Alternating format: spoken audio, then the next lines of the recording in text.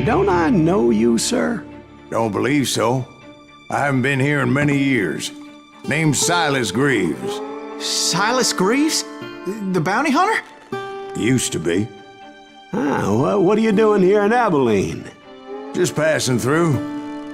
Got a little business to take care of. Well, sir, it would be an honor if you would allow me to buy you a beer. Hell, son, it would be my honor to drink it. I'm Molly. Howdy. I'm Dwight. That's Jack and Steve. Ben's behind the bar. Oh, I bet you got some great stories. A couple. Any of them true? Jack, be nice. A few. What about your shootout with Henry Plummer's gang in Bannock, Montana? Is that where you started as a bounty hunter? That's what it says in this here dime novel. Don't believe everything you read in them dime novels, boy. First man I hunted was back when I was riding with Billy the Kid. You knew Billy the Kid? Damn right. That scrawny son of a bitch had no fear. Wouldn't back down for nobody. I heard he collected the 10 stars off any crooked lawmen who crossed him. It was a war, boy. The Lincoln County War. And Billy promised his regulators would take the life of every bastard who helped bushwhack John Tunstall. Kid had a big chip on his shoulder and a hair-trigger temper. Made him dangerous as hell.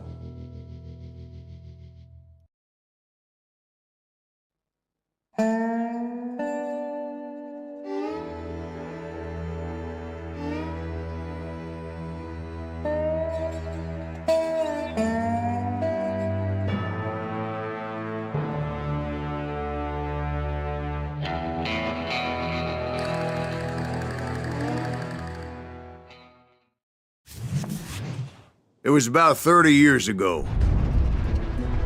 Billy was hiding out in an abandoned farm near Stinking Springs. I threw in with the kid because the man I had sworn vengeance on was riding with Billy's enemies. But before I tell you why I want that sumbitch dead, let me tell you what happened that day. I was heading back to the hideout when suddenly I had this funny feeling. Funny, ha-ha? No, Steve. The other kind of funny.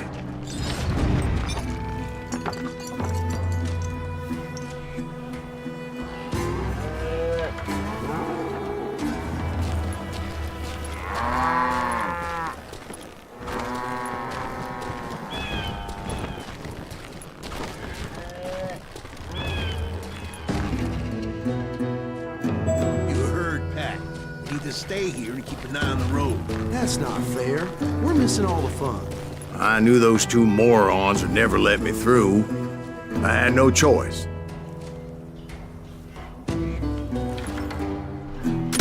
What the hell? Shoot that sumbitch!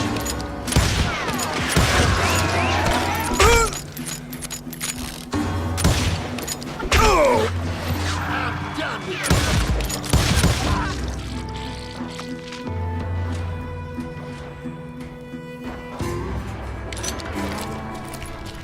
Was it Pat Garrett's posse?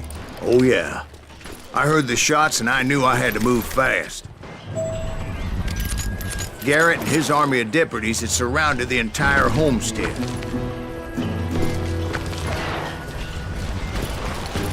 Fire at will! Spread out, goddammit! Come on! Get them from the left! They're coming from the rear! I decided to help Billy and the boys out a bit. So that's just what I did.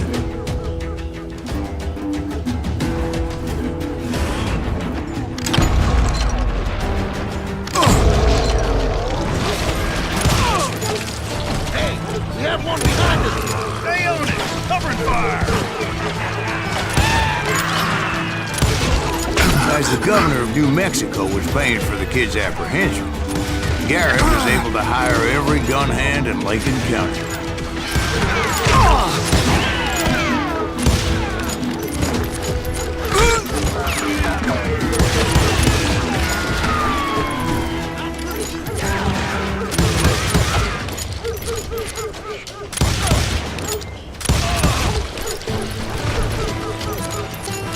I'm putting you down!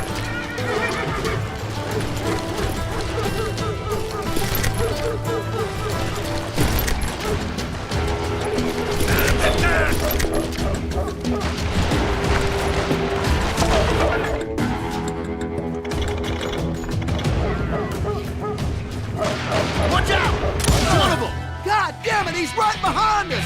Where the hell is Garrett?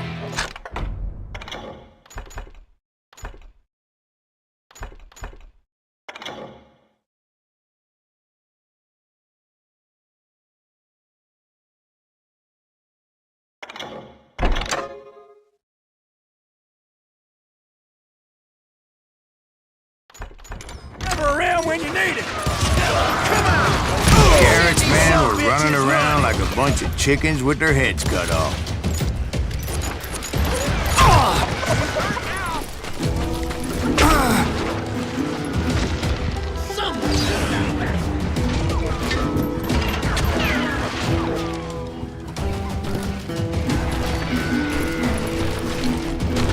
Come out, you yellow bastard!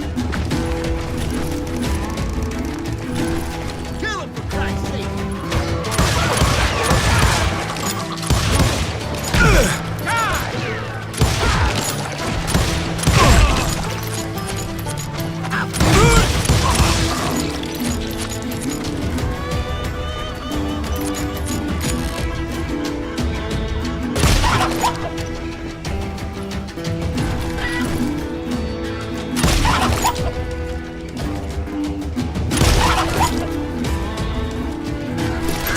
Still, one of them reached the water tower. Not a bad idea. It would be a turkey shoot from up there.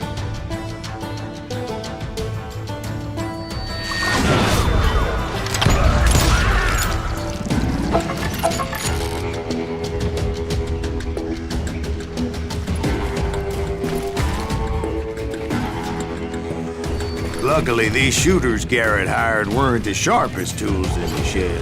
A lot of them were saddle tramps or sod busters or drunken drifters looking to make a few bucks.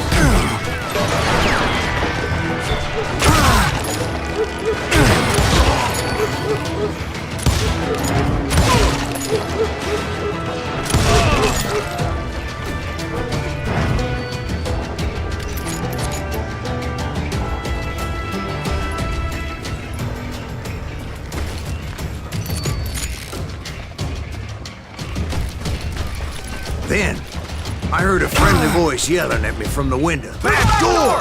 We'll cover you! Watch your flank! Truth be told, things weren't much better behind the house. Show yourself, coward!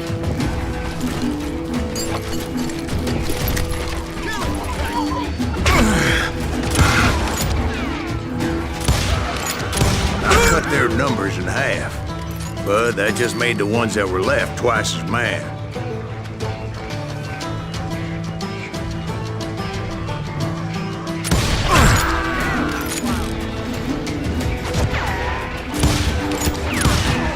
They made up for their lack of skill with a seemingly endless supply of ammo.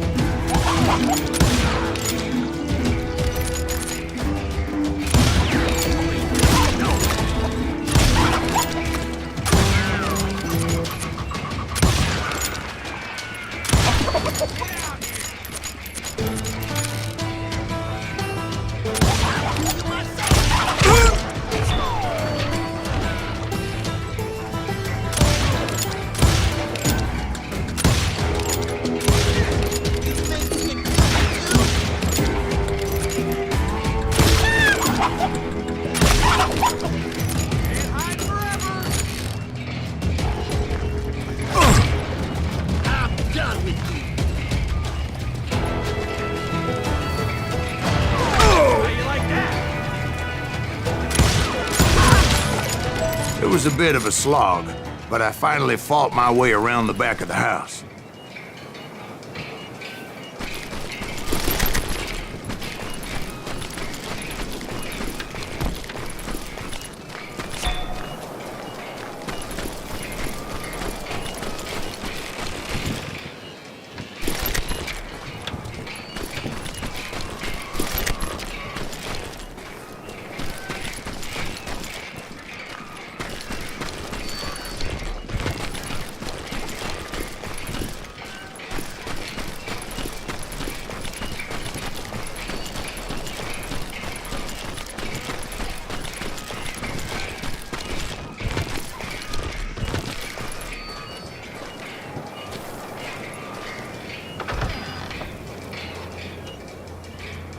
And like that, You I was all be inside. dead, you bastards! None the worse for wear. Deader than a rat in a trap! I passed Dirty Dave. How about that? Huh? You like that? And upstairs, I found Billy and Charlie Bowdry.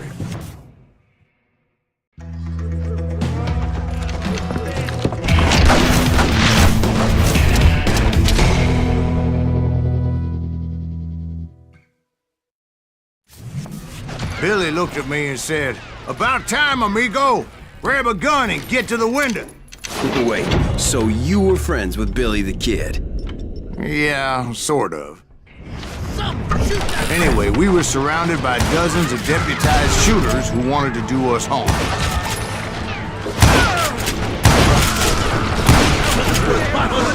Dead or alive? Keep this up all day. Where'd he come from? I'm telling you, Garrett's men were dropping like flies, but they just kept on coming. Where the hell Garrett get to? He's missing all the action.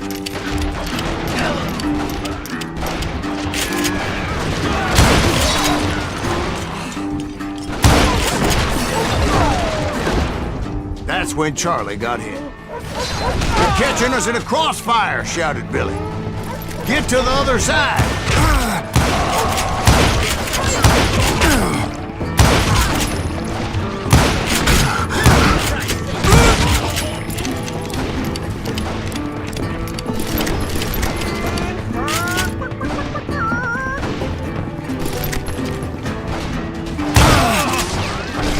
Shoot that back!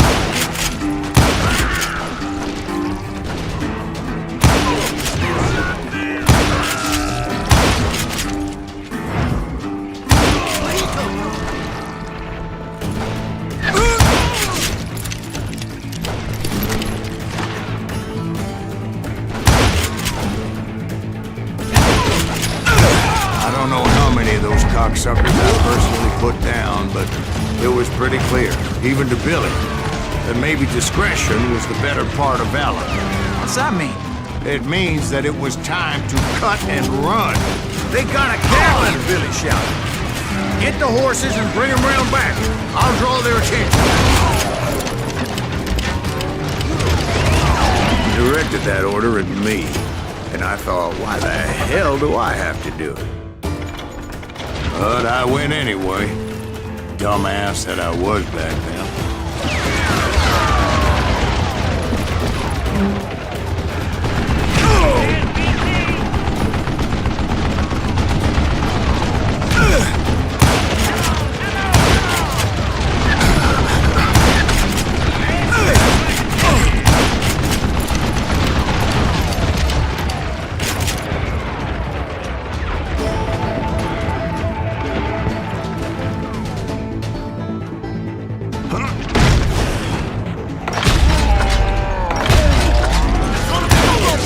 Those poor sons of bitches are Many done would for. have fled. But I had that false sense of invincibility that many young men have. Like Jack here. What are you saying, old man? Jack was joshing me. Yeah, he better be. Mr. Greaves, please continue. Please, call me Silas, ma'am. Now, where was I? You were heading for the barn. Making my way past a passel of fallen foes.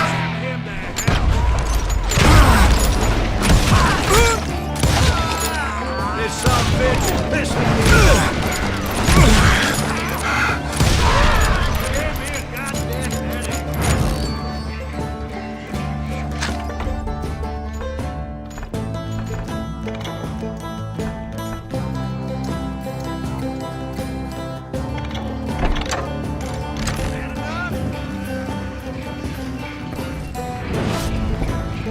It's you or me? Sounds like Garrett hired a whole regiment of hired guns. Yeah, and just when I thought I was done with them, more of these hapless bastards would pop up.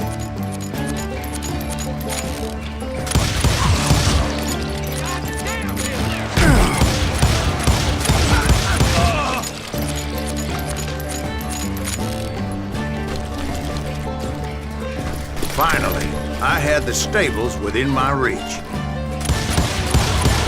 After the fight, maybe we could treat ourselves to some fried chicken.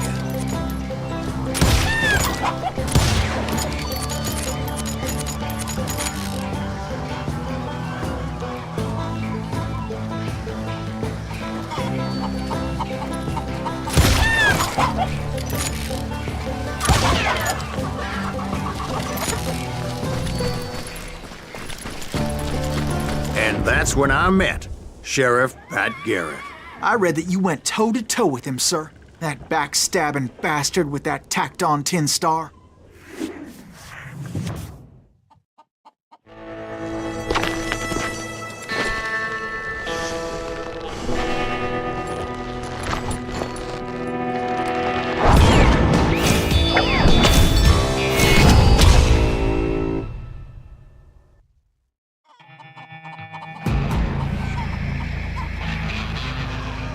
You challenged him to a showdown. You read that in a dime novel? It said he showed no fear as he took your measure with eyes like a rattlesnake.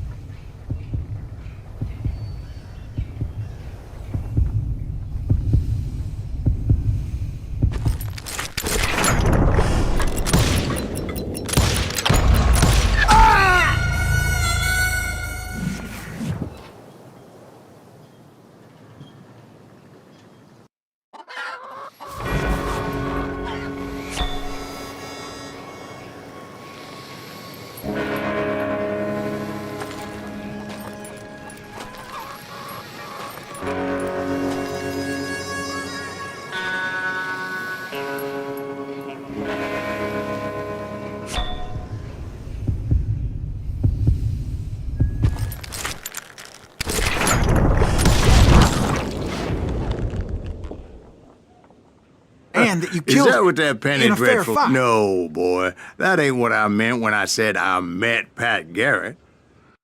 So let me start again. I finally reached those damn stables. After the fight, maybe we could treat ourselves to some fried chicken.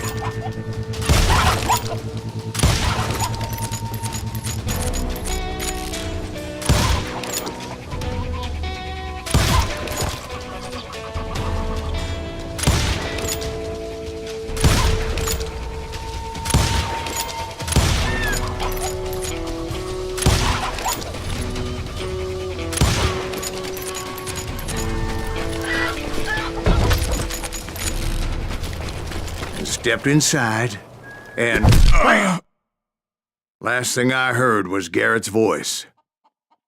That's not Billy. And go on. How did it end? And, boy, that was just the beginning.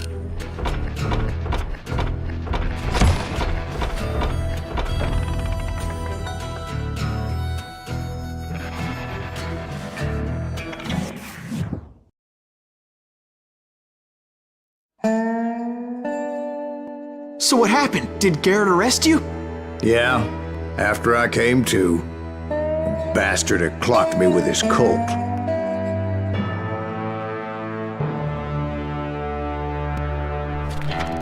And the kid surrendered? When he realized there was no getting out of there alive. So they locked you up in Lincoln? Indeed they did. Sentenced me to hang right along with the kid.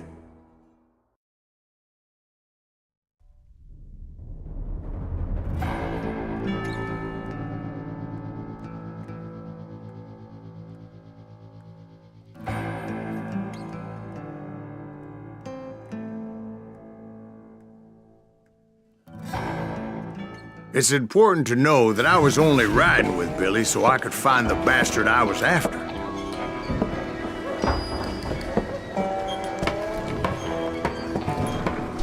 He was with John Kinney's gang, and they were sworn enemies of Billy's regulators. Why were you after him? I owed that son of a bitch a bullet for what he had done to me and mine. Instead, all I got for myself was a goddamn death sentence. Luckily, it was right around then that I heard Billy make his move. He shot Jim Bell and a few other guards as he made his getaway. Later, they wrote that some lady friend planted a pistol for him in the privy. What the papers didn't say is that Billy helped me escape too.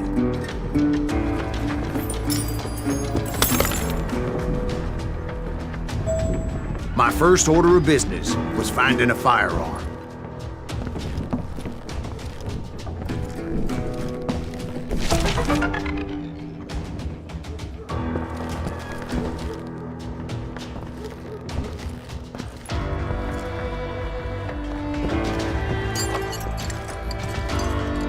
Luckily, I located Deputy Bob Ollinger's mean-ass shotgun.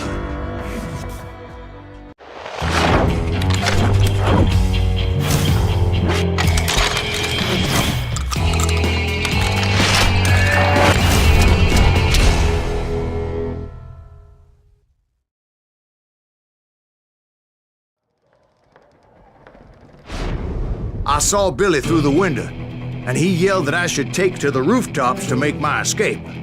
So I did. Anybody see Billy? Oh, son of a bitch shot Jim Bell! Hell yeah. That scattergun was like a double-barreled howitzer. It could blow a man clear off his feet. You hardly had to aim the damn thing. The kid's escape raised a huge ruckus.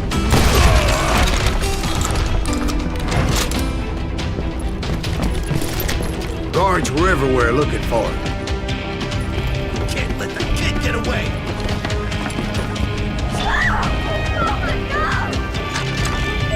Anybody see him?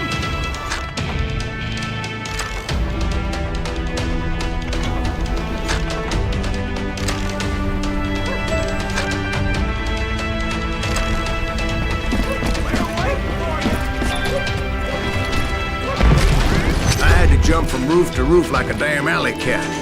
I followed the planks where I could, but some of that wood was slippery as hell. The whole town was up in arms. And suddenly, I was a fugitive. Garrett's gonna kick our ass! Gotta be around here. Come do this!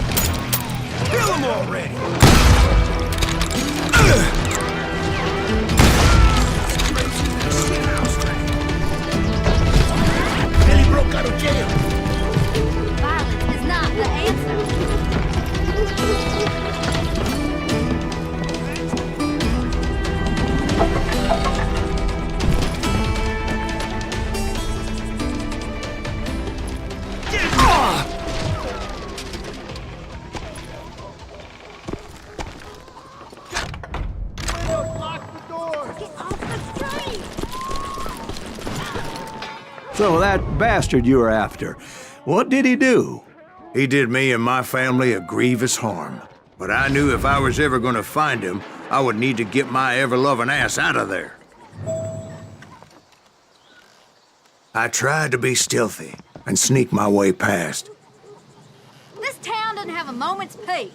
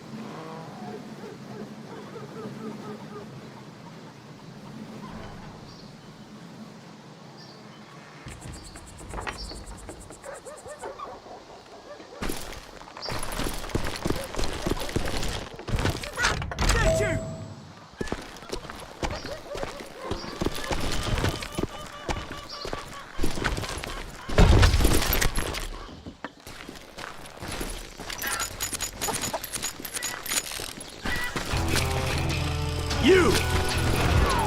But hell, if they weren't all waiting for me.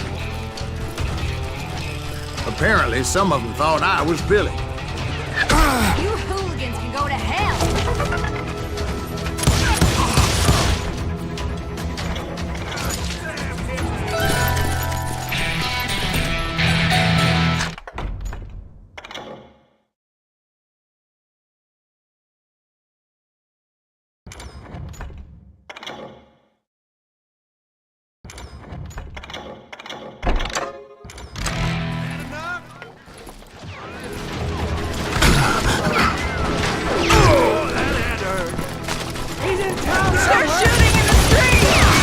Me and the kid shared a certain similarity in build and color. I was just glad I had Deputy Bob's mean-ass shotgun. Get your headstone! There's children here. So much lead was whizzing by my head, it was like everyone in Lincoln wanted to put me in the ground. I knew I needed to find a horse. Though I never did have a great fondness for those four-legged grass eaters. Smelly, sweaty, ungrateful beasts. We prize them too high, if you ask me.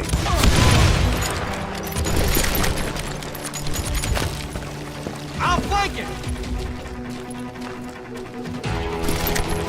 Stop him!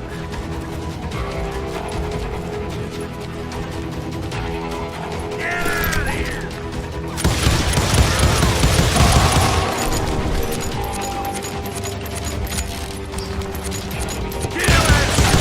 Threatening the lives of innocent people.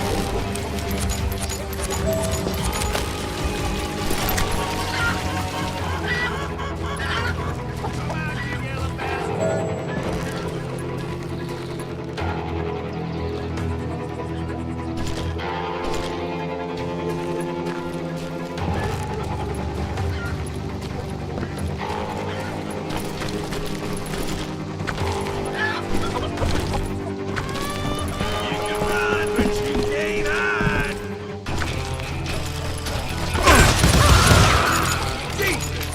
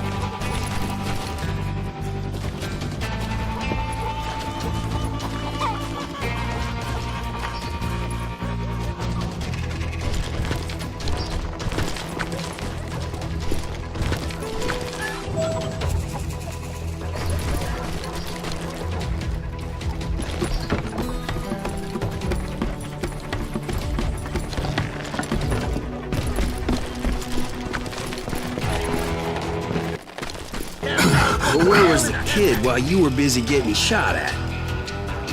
Gone. And that's when it occurred to me why Billy set me free. Take him!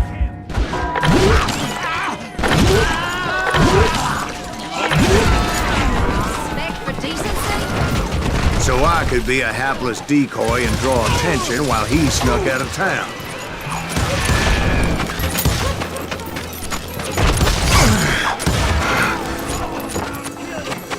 I knew if I made it out of there in one piece, no one would put a price on my head. Because everybody in Lincoln would be dead?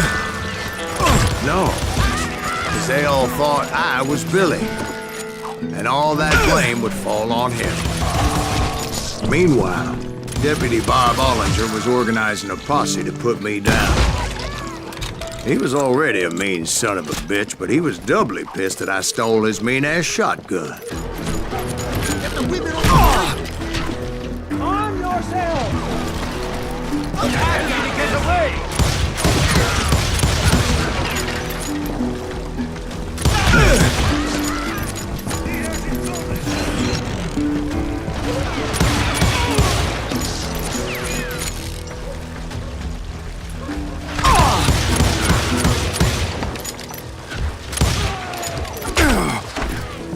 We can take him!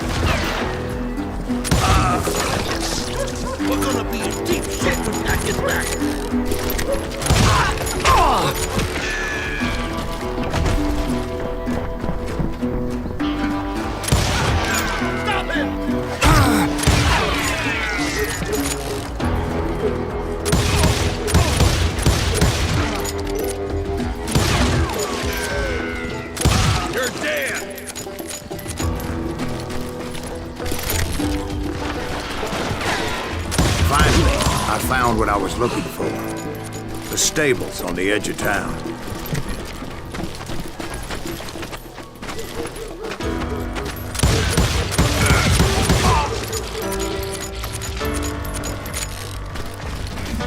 I guess Billy saved your ass, taking out Bob Ollinger the way he did. Billy didn't kill Bob. Well, sure he did. He dispatched him right after he shot Deputy Bell. No, sir. Because Bob came right up behind me, angry as hell that Billy had lit out. "Hello, Bob," I said. "I think you better let me go." And he says, "I don't think so, boy. Not with my shotgun." So we stood there in the middle of the street, eyeball to eyeball. He intended to kill me, and I knew I had no choice but to defend myself.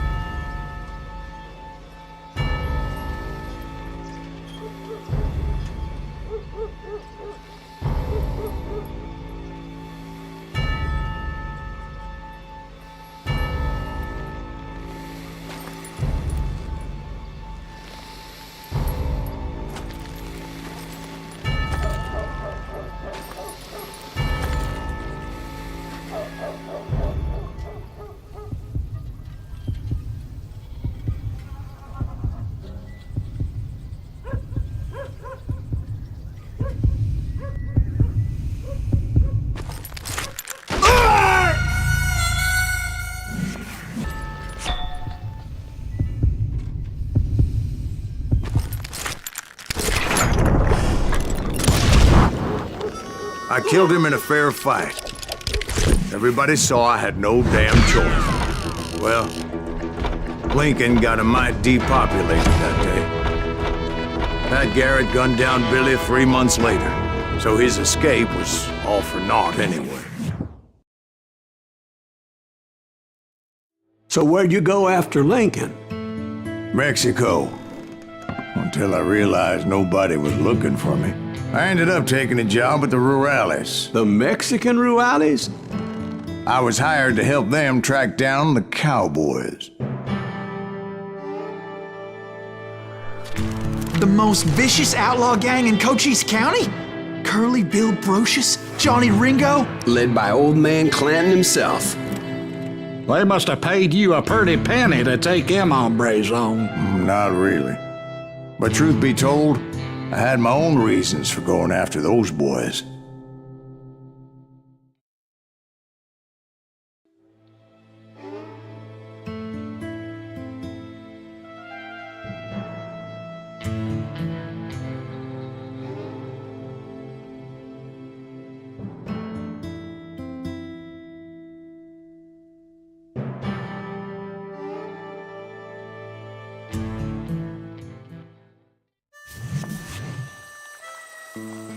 So was the bastard you were after now riding with the cowboys?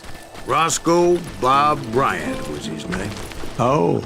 But no, this time it was a different bastard I was after. The aforementioned Mr. Ringo.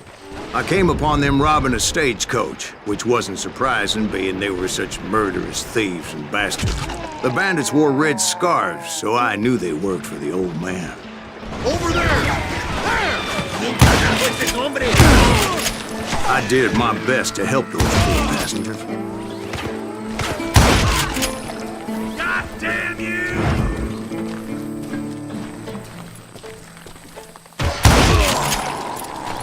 Moments later, the attackers were dead, and I checked the stagecoach to see how many passengers were still breathing. None. It was then I wondered if the rocks weren't hiding more bandits. Was that all of them? Or did I just hit the rear guard? I quickly got my answer. They attacked from on high like Apaches often did. They would appear in great numbers from above and rain down lead on their hapless enemies' heads, making use of the high ground and whatever else they had. Yep, the Apaches always appeared out of nowhere, and there never seemed to be an end to them. Hold on. Were you attacked by Apaches? What happened to the cowboys? Did I say they were Apaches? I said Clanton's cowboys attacked me Apache style. I was in a pitched battle, but I was holding my own against an overwhelming enemy force.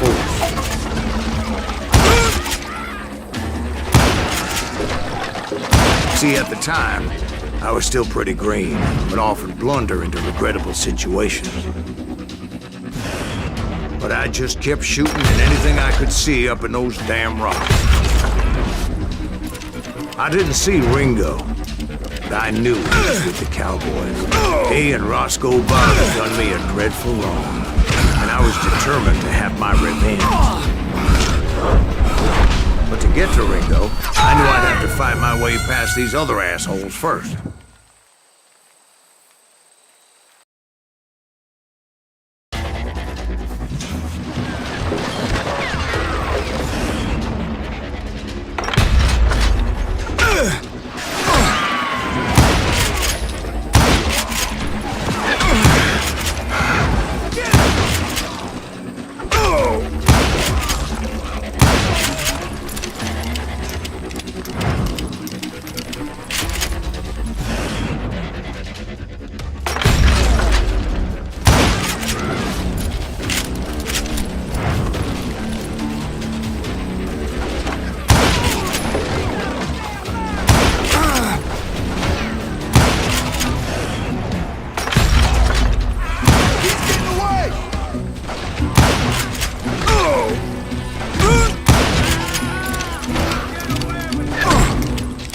Unfortunately, I was running out of ammo. Another perfect example of my relative inexperience as a hunter of men. I immediately knew that a tactical retreat was called for, as my vengeful fury was much less impressive without the bullets to back it up.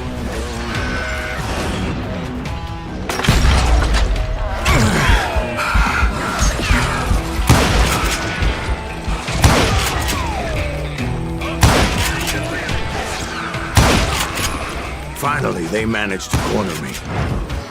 Trapped as I was, the odds of my survival seemed pretty slim.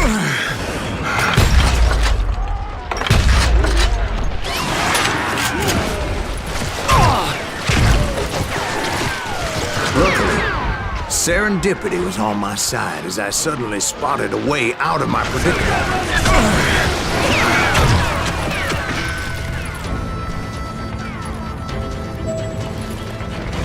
I ran ahead as if the devil himself was after me. Bullets were whizzing by my ears, but I wasn't about to roll over and die.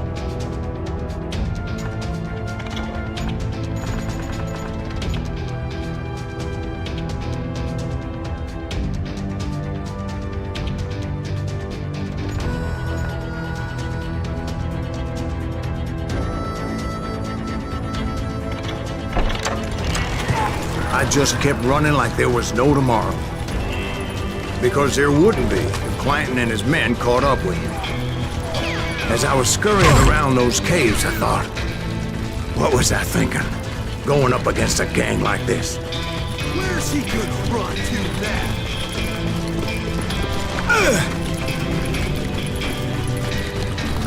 I just kept running, not knowing where the hell I was going. No one will ever find you here! And that's when something miraculous happened. Like manna from heaven, I found the desiccated remains of what looked like an Apache warrior. The old weapon next to him supplied me with some much-needed ammunition.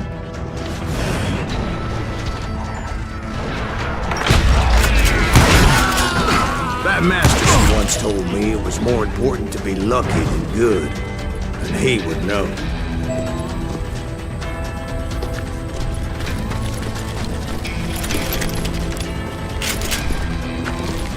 And imagine my surprise when I found a fistful of dynamite to go along with that ammo.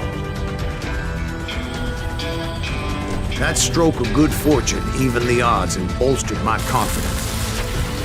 It was time to turn the tables. Time for the prey to become the predator. Time for the hunted to become the hunter. Time. All right, Jesus, we get it. They were right where you wanted them. That's right, Jack.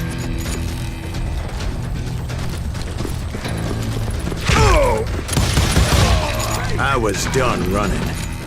And the old man's boys were not expecting that. No, sir. I came at them like a wildcat. My fury knew no bounds.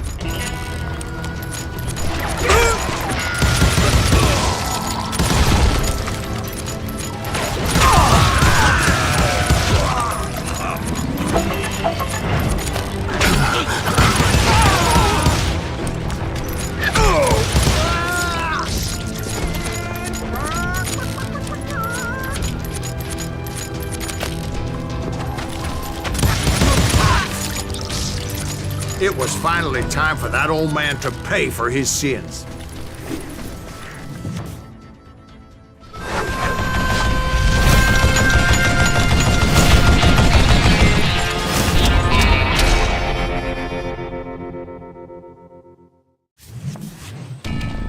I yelled out at the top of my lungs, "Clanton, I'm coming for you!" A little stealth might have made more sense, to be perfectly honest. Because that old fool had a Gatling gun and enough bullets to last him till kingdom come. But I knew I could not let that deter me. Not if I was to find and kill Ringo. I needed to get that old man off that gun.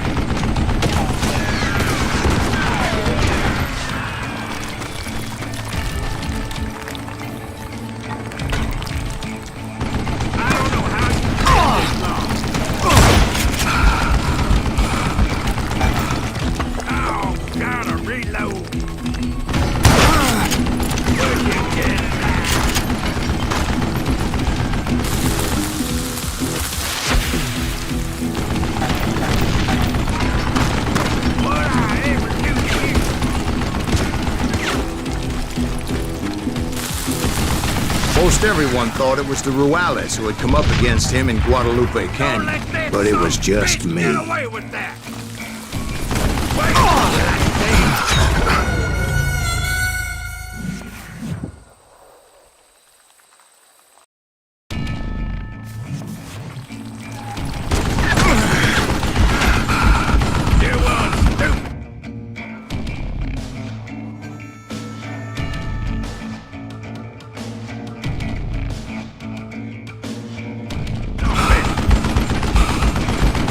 Damn, I got him!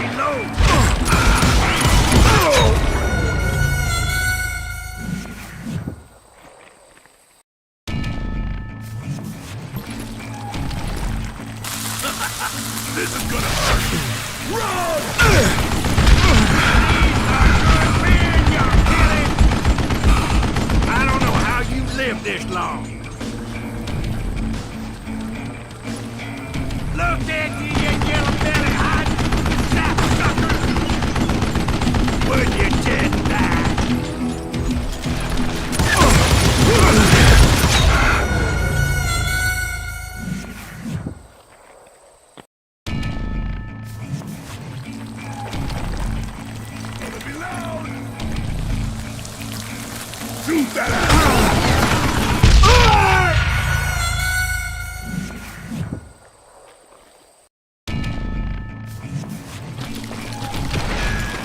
God forbid.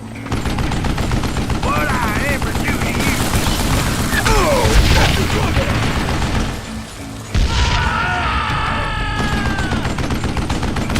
I still have all my fingers! Wait! God damn!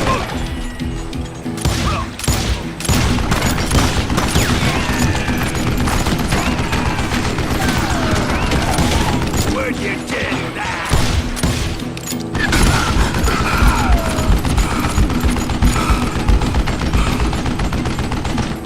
Do I gotta reload again? Yeah, well, stupid zombie.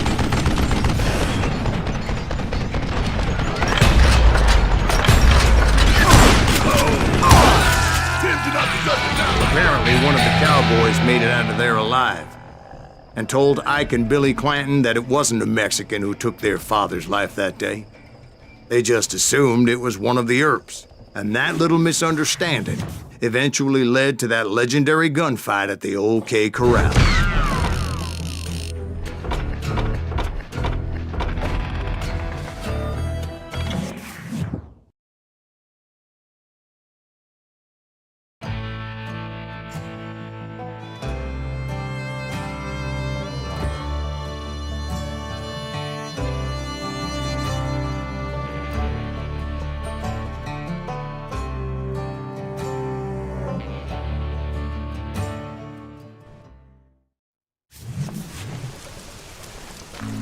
A few weeks after that dust-up at the OK Corral, I was still after Johnny Ringo. I had tracked him and the cowboys to their hideout at a sawmill, and they were loaded for bear. So, what exactly did Johnny Ringo do to piss you off? Well, him and that other bastard. Roscoe Bob Bryant? Yep. They both deserve to die, and I promise I'll tell you why. Earp's coming! Get ready, boys. But first, I need to tell you about the Cowboys' new boss, Curly Bill Brocious. Somebody kill him!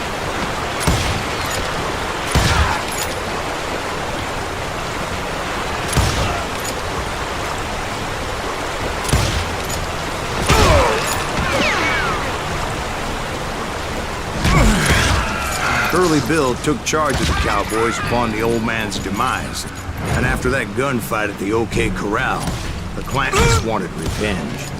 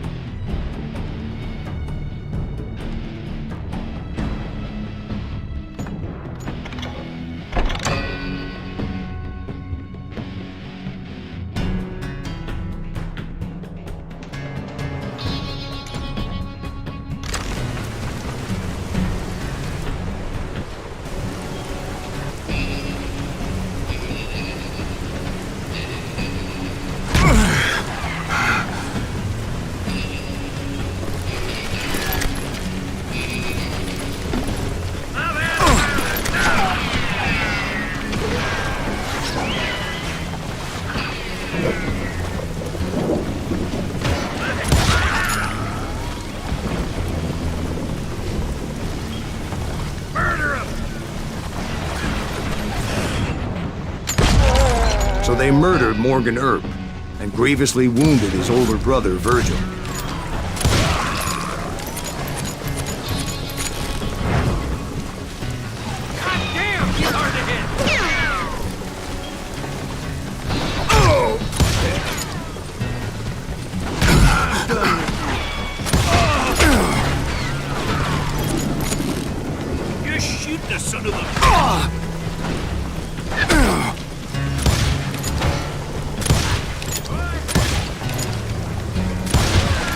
Wyatt and Doc went on what became known as the Vendetta Ride, hunting those outlaws down.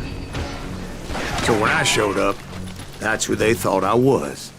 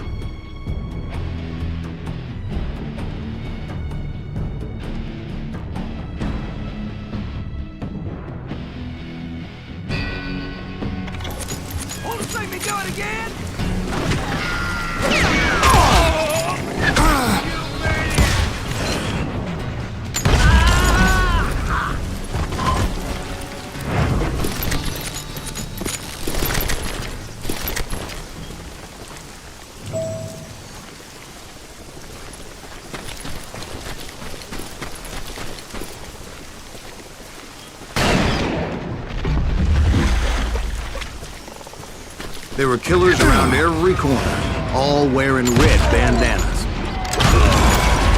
That's how the cowboys identified each other. And I was beginning to wish I had one myself. But I wasn't about to let Ringo walk away unscathed. And that's what drove me forward. They say that Ringo was infernally fast. I hardly saw anyone faster, boy. Certainly not Wyatt Earp. That man was all hat and no cap.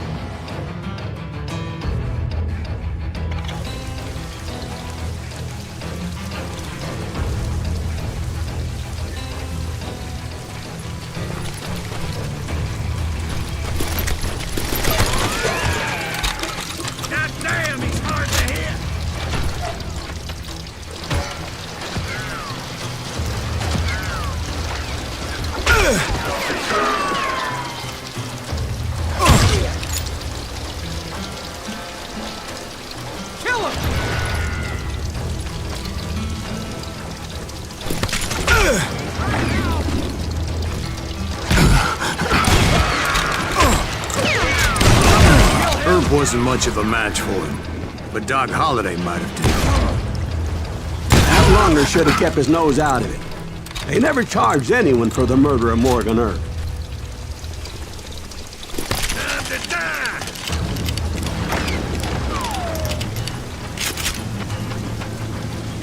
Can't hide forever!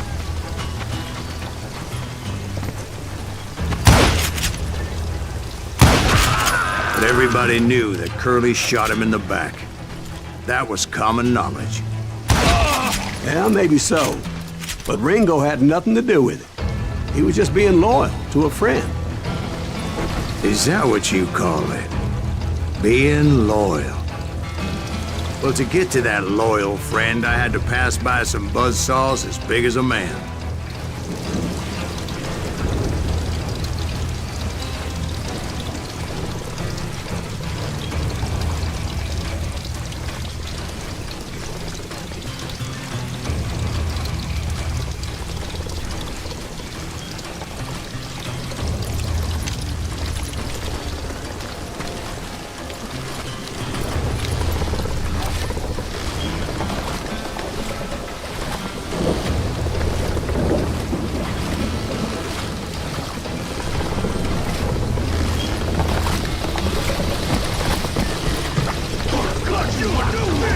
Come here!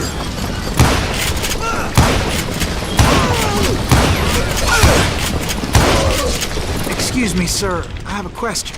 What's that, Dwight? After old man Clanton died, Why didn't his son take over the Cowboys? Because Ike Clanton was dumber than a box of rocks and a yellow belly to boot.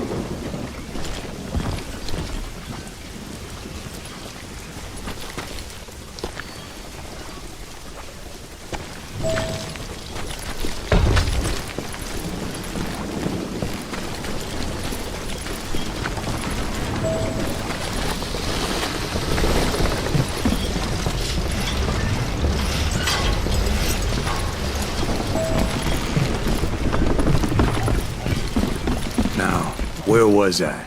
Taking down the entire cowboy gang single-handed. Indeed I was, Jack.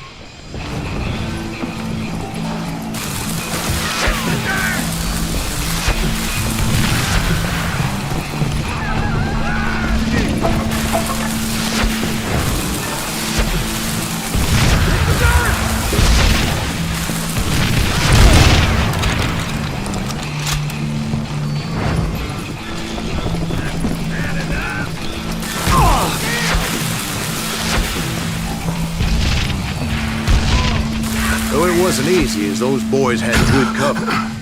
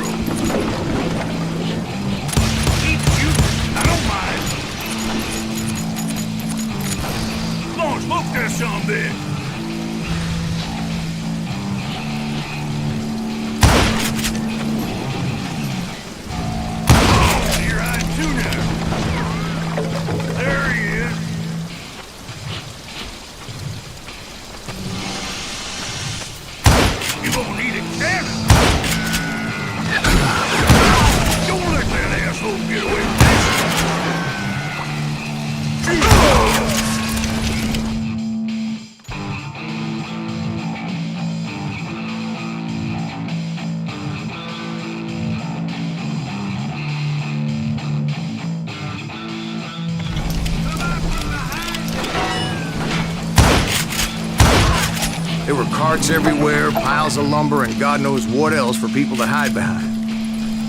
That really was one hell of a sawmill. Quite an impressive operation. And where was Curly Bill? Did you see him? I'm painting a picture here. There was this beautiful waterfall and a crystal clear stream that led to a verdant valley that was truly...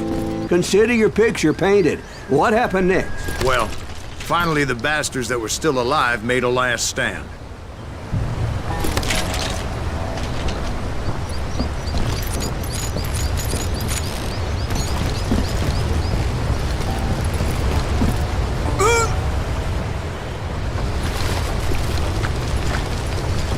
Curly Bill, Johnny Ringo, and his compadres took off into the lumber yard, and I followed after.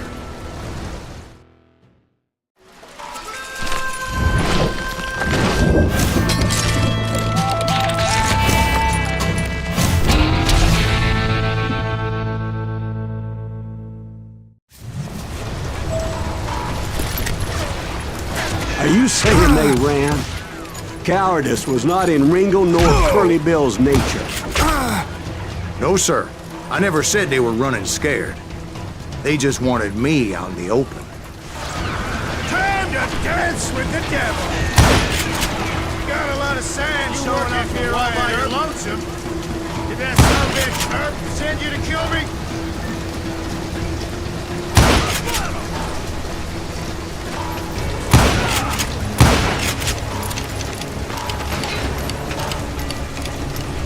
You working for Wyatt Earp?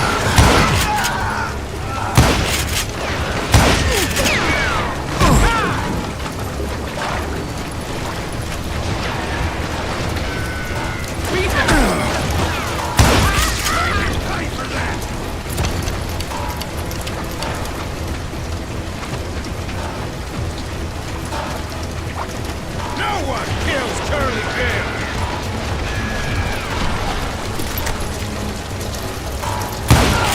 Get him, boys!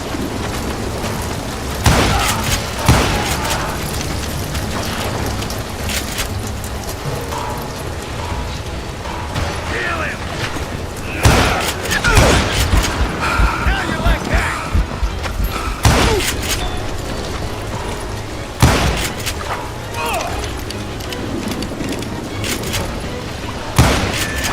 This ain't my damn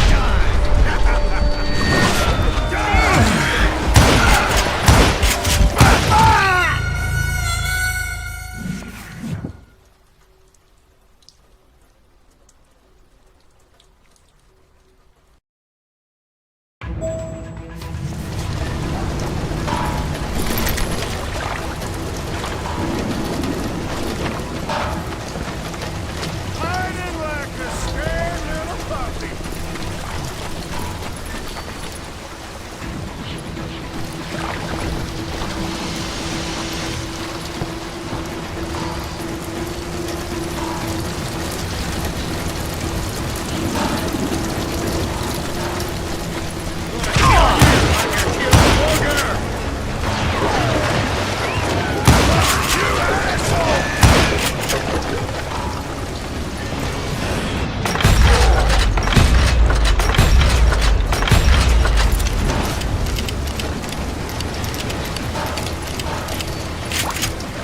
Oh, wanna play hide and seek?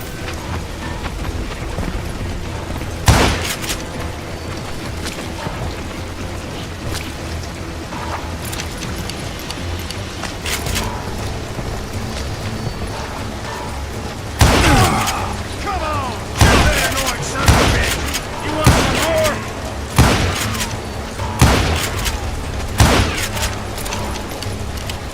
Save your face, brother!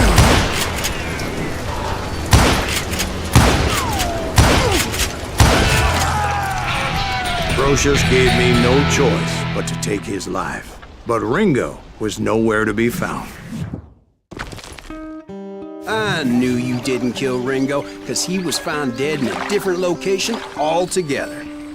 To this day, his killer is still unknown. Indeed. Took me a few months before I finally tracked his ass to West Turkey Creek Canyon.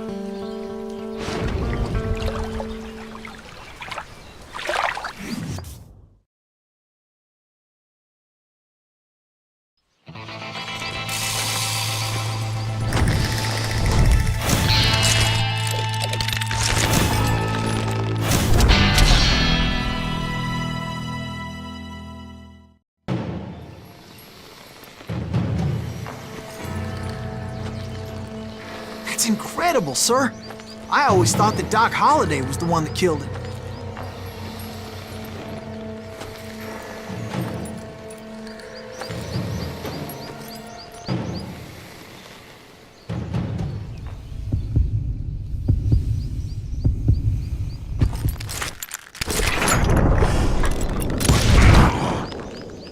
Sorry I had to ruin the legend for you, boy. But the legend ain't always true. Doc Holliday had nothing to do. I was paid a healthy bounty for Ringo and Curly Bill, and realized there was real money to be made. That's why I went after Henry Plummer.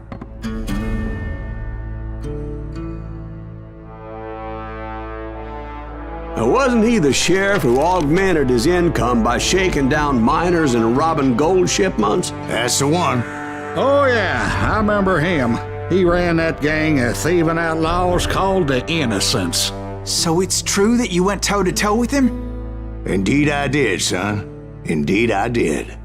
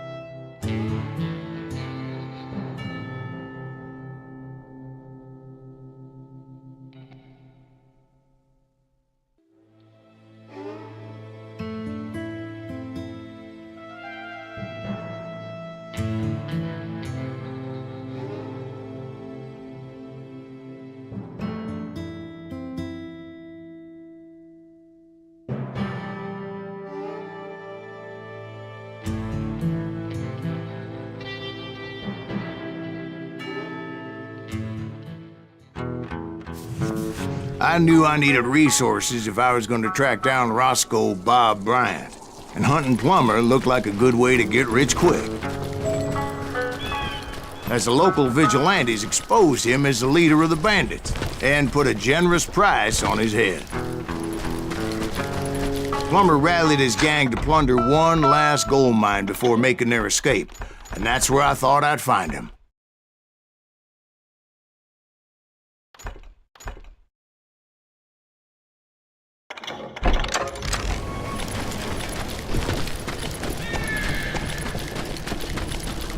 It makes me nervous standing so close to all these goddamn barrels of gunpowder.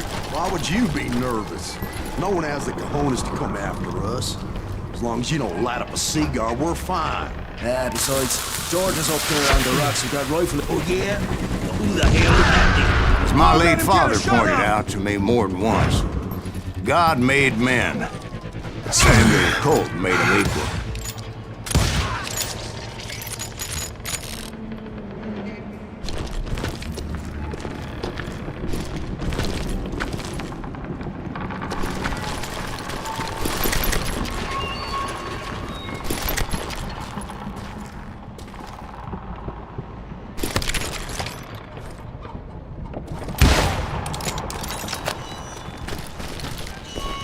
I knew that dynamite wasn't mine, so I decided the polite thing would be to return it. It was the biggest gold rush since Sutter's Mill in '48.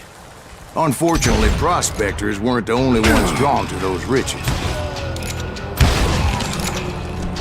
There were thieves and killers, robbing travelers and hijacking gold shipments. Like those that ran with Plummer. Some were just regular folks I knew from town, drawn by greed and easy pickings. Charlie Crow, the blacksmith. James, who worked in the stable. Sam and Jeremiah Barber, butcher's son. Ordinary citizens who lived a double life. You're dead! stealing and thieving and murdering their neighbors.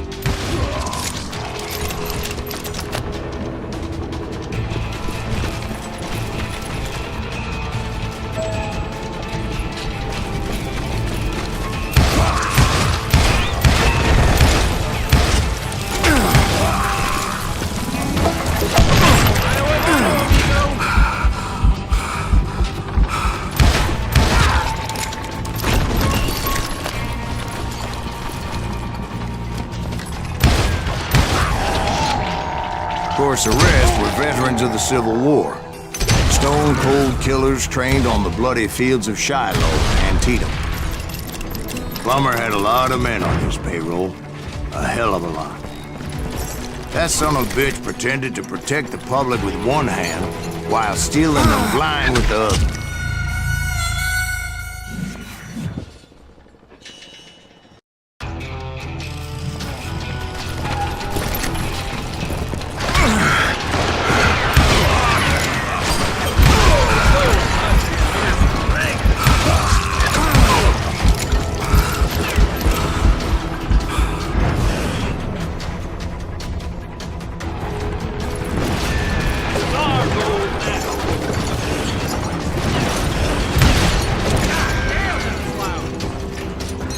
He set up a defensive perimeter which I had no idea how to breach.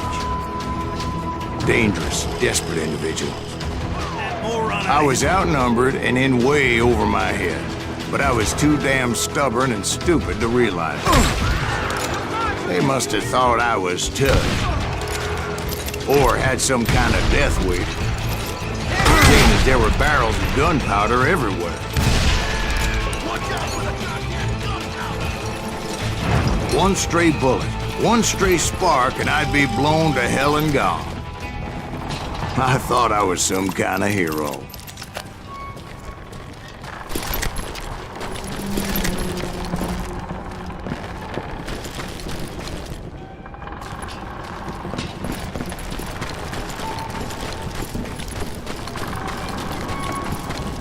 I finally made it past and headed on to meet my destiny.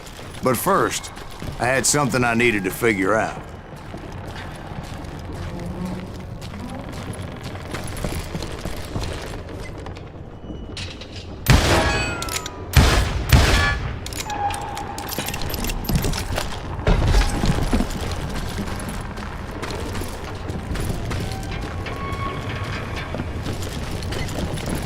I had a few ideas on how to get into that mine.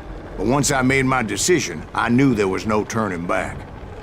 So my first thought was to enter the nearest mine portal. I saw an entrance. Made sense. It was the quickest way in, but that also made it more dangerous, as there would undoubtedly be enemy pickets posted along the way.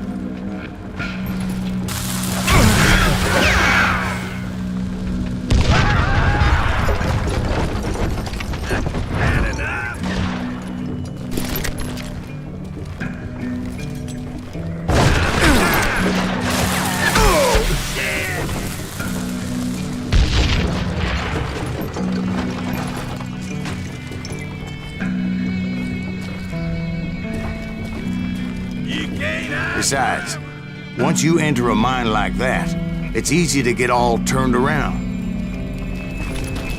And that confusing maze of corridors wouldn't even be the worst of it.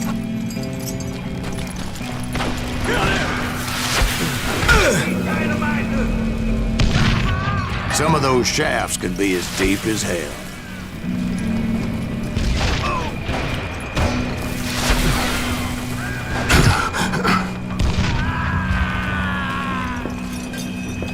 It's you or me! A single stumble or misstep can easily end in a deadly plunge to oblivion. Let's do this!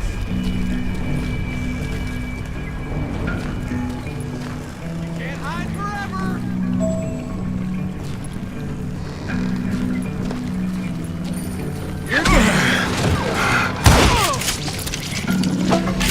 Quick reflexes often make up for a lack of common sense. Luckily, I was never one to be easily bushwhacked. I would just need to be careful not to blow myself to kingdom come. With all that gunpowder and dynamite everywhere, a body has to know what he's shooting at. All it takes is one tiny spark, and boom. Surprise! You must be about... As a boy, I always loved the 4th of July. Take him! Take him!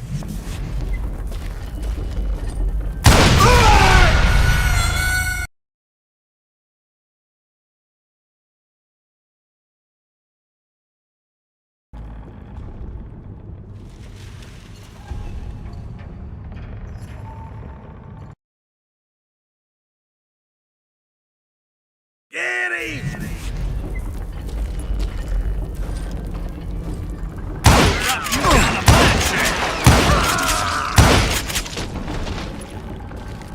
Come on out, you yellow!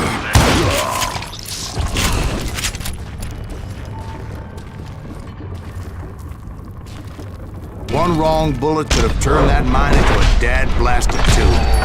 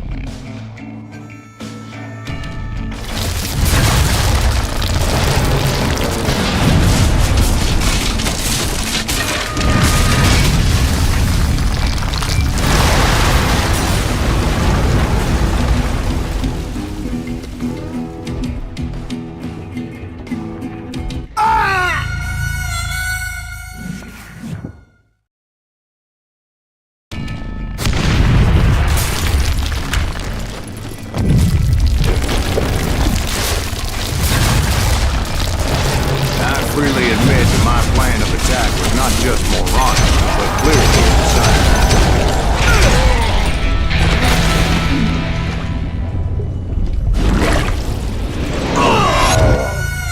It's a good thing that I abandoned that ridiculous plan before I even tried it.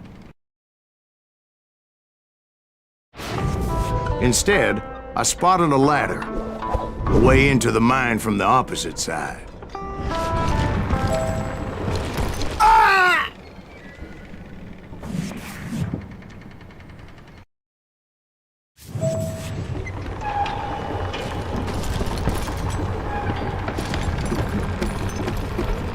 It was a long way around, but that approach seemed more sensible at the time.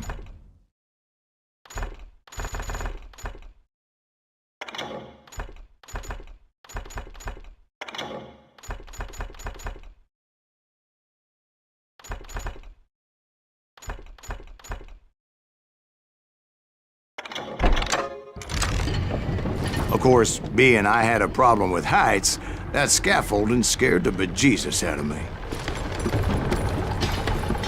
Climbing down that ladder required some caution, because even though I had a younger man's reflexes,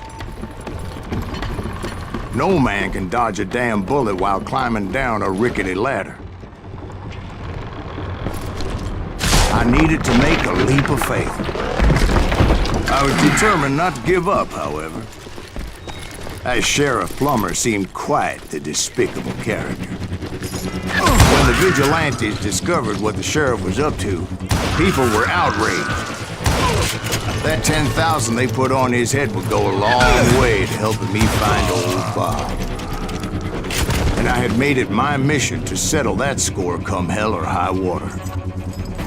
But first, I would have to make a choice.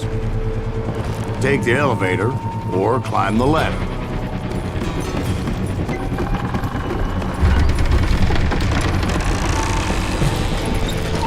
I wanted to use the element of surprise. Plus, I figured I could use the exercise. I was warmed up already, so what the hell?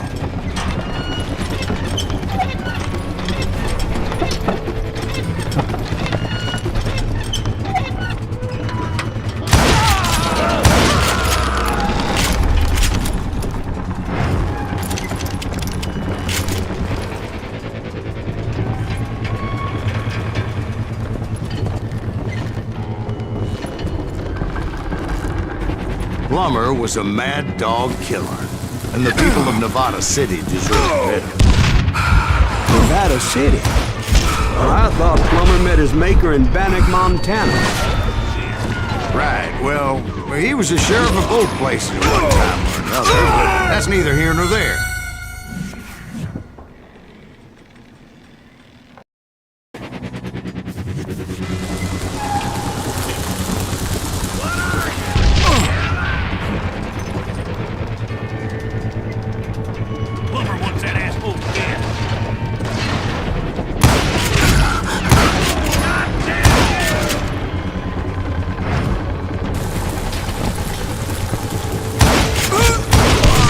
The point was, taking him down would save a lot of lives, including my own.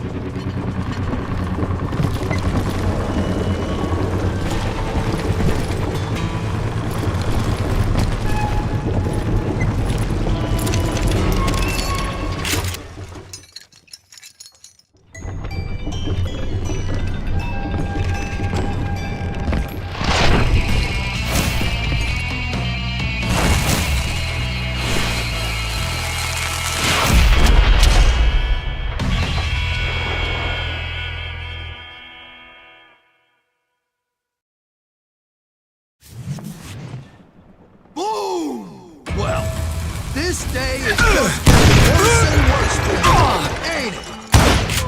Henry Plummer was clearly unhinged, and I could see right away that this was gonna take some doing. I need some help here! Come on, boys! Take this cocksucker out!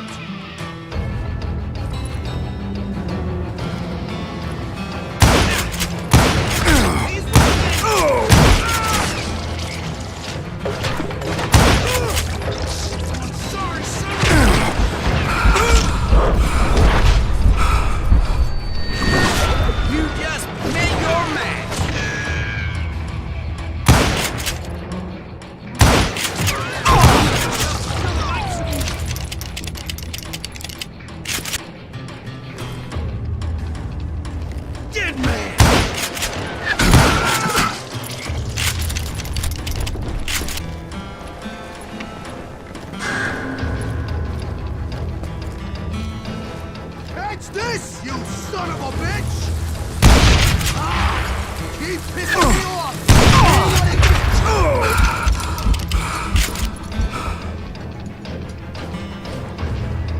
You can shoot, but can you aim? They're gonna bury you in a million pieces!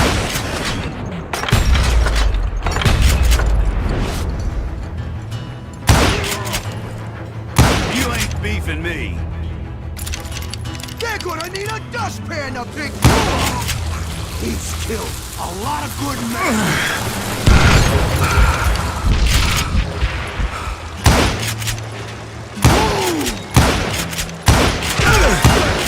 I'm going all medieval on your ass!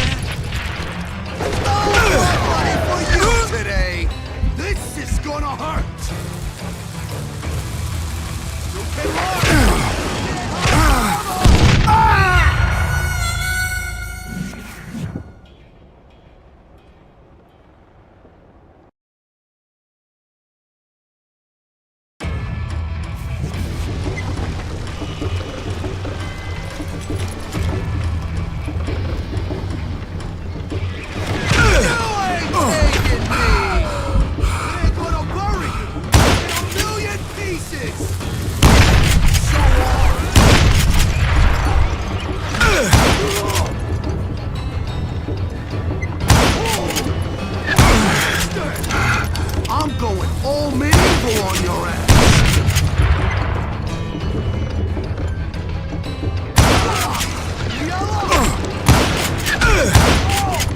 I can shoot too! Why don't you just go to circus?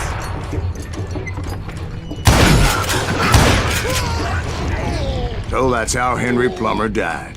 Him and his crew were worth their weight in gold. And And now, I was officially a bounty hunter.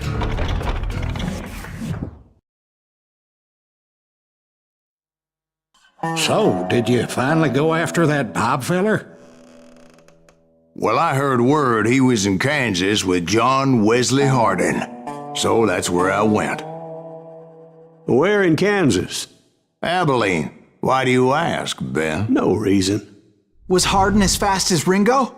Ringo was fast, but John Wesley was as fast as the devil himself.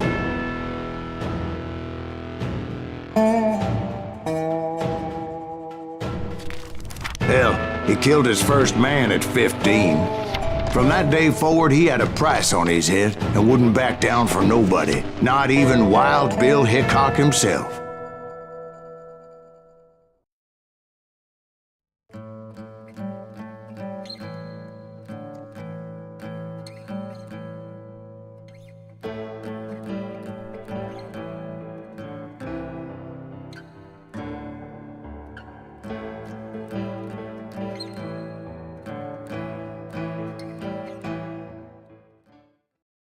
I dodged death many a time, and that night in Abilene was no different.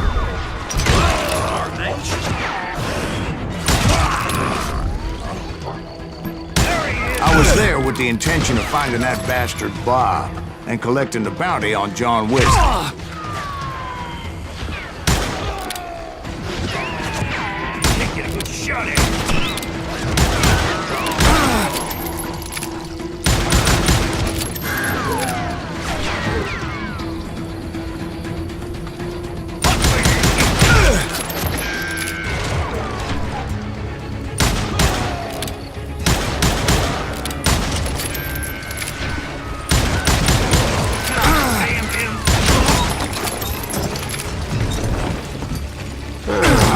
Texas Rangers got Hardin. Yeah, that's what they want you to believe. It was cold in a witch's tit and a brass bra that night as I fought my way past his loyal compadres to the very same saloon we're sitting in today. Look around and imagine this place painted in blood. Hardin was waiting for me.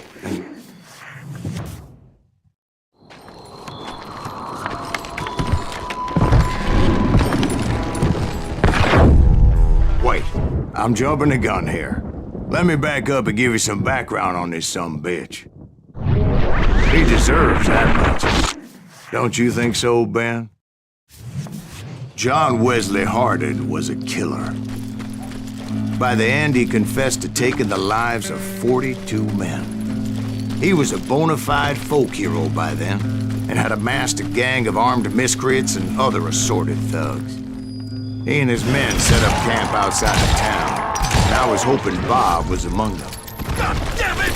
Shoot that son of a bitch! I had to spill a lot of blood to find out Hardin wasn't in that camp. He was carousing in town with his closest friends. Hardin's boys apparently didn't want me to reach the Bull's Head. Some were hightailing it into town to inform their jefe of my unwelcomed presence. Tell Hardin someone's coming for him!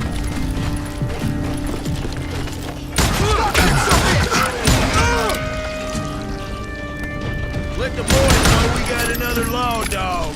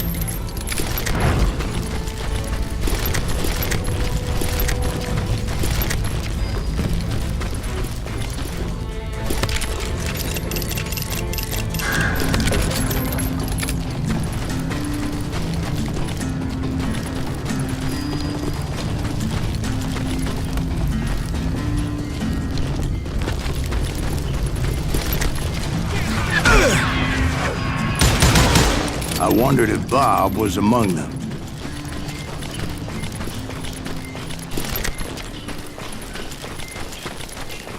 And I steeled myself for the fight ahead. For as good as I was, deep down I wondered if John Wesley wasn't just a little bit better.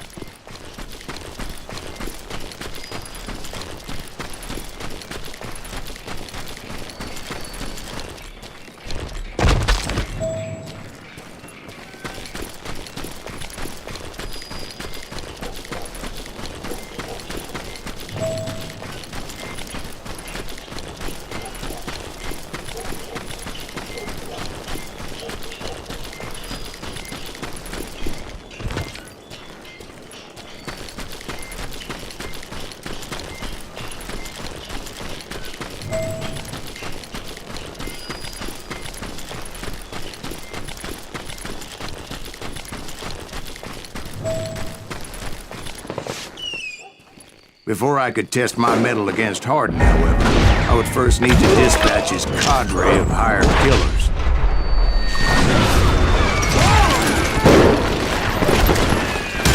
Most of these degenerates were beyond redemption, but John Wesley might have been a different story.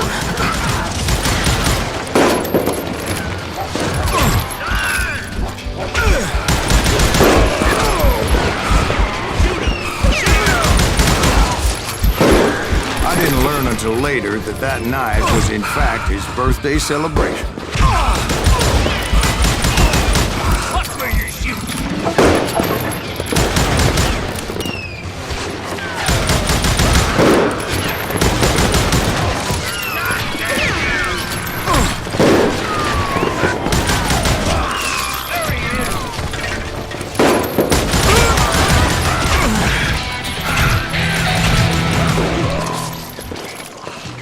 I think I already mentioned that I found Hardin in this very saloon.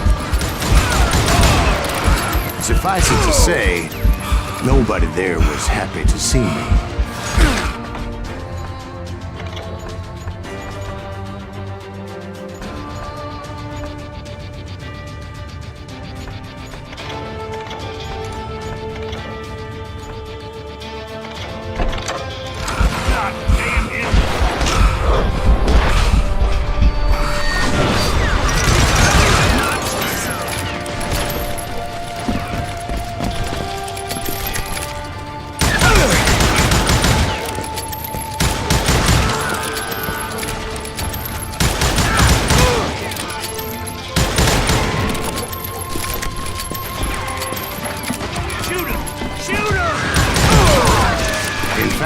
I felt a certain hostility.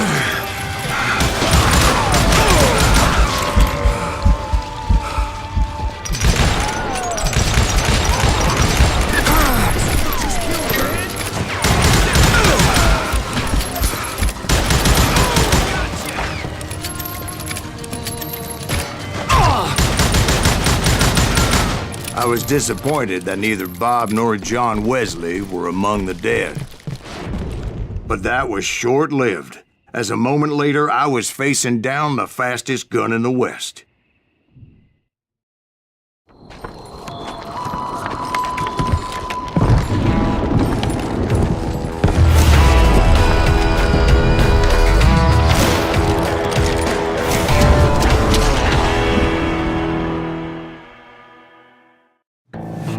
I felt a bolt of adrenaline, or maybe that was fear. He was well known for his tricks, and I knew I'd need my own if I was ever to defeat him.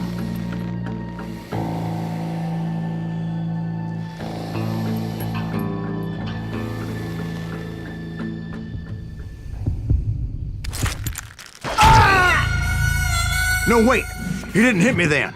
I'm sure of it.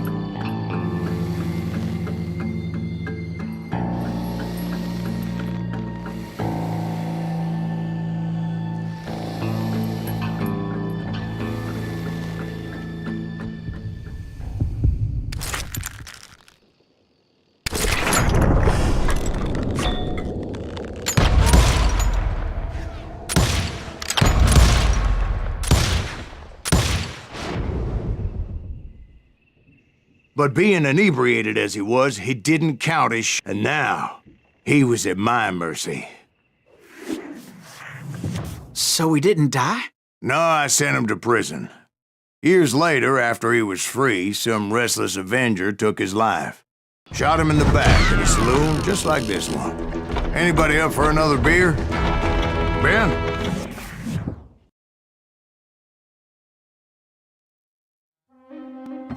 Thank you, darling. Yeah, some say revenge is a dish best served cold. So whatever happened to that Bob guy you were after? Personally, I'd like to hear some of your other adventures. Like, I don't know, did you ever go toe-to-toe with a red man?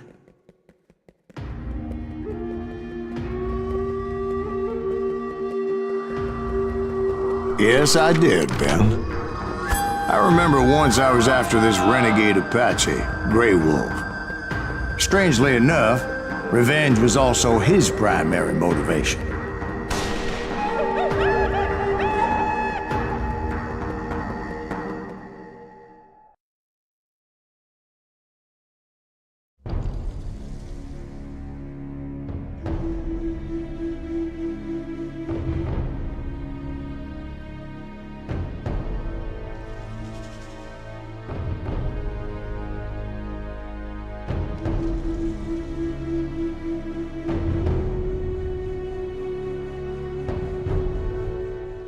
A bounty was put on Grey Wolf's head, and that's how I came to hunt him in the mountains.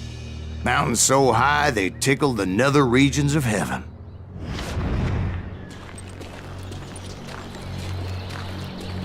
Grey Wolf was a Chiricahua Apache medicine man who had led a war party in revenge for a massacre against his people. The U.S. Army had attacked his tribe during his daughter's sacred sunrise ceremony, and the slaughter was unspeakable. I understood his anger, as there's nothing more traumatic than seeing those you love die in a cruel and painful death. Right from the beginning, I couldn't shake the feeling that Grey Wolf was watching my every move. He led a band of young Apache warriors who wanted retribution and were more than willing to die for him.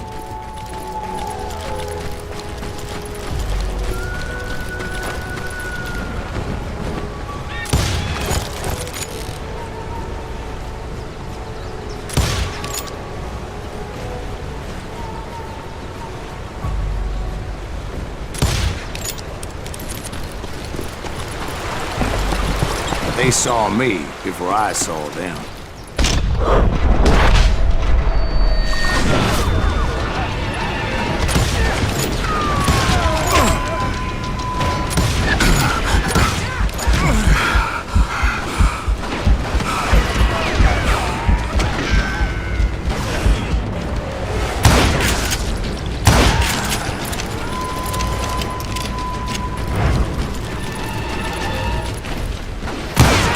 And it crossed my mind that maybe this wasn't such a good idea. But now that the shooting had started, there was no backing down.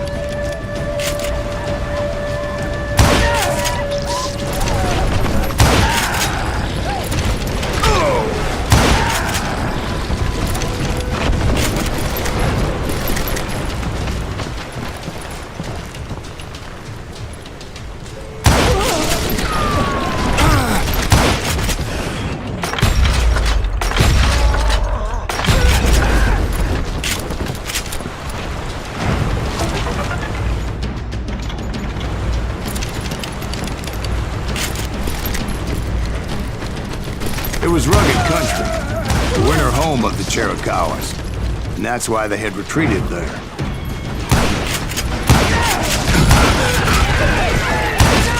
I admit to having some regrets about going after them the way I did. But then again, I got a lot of those.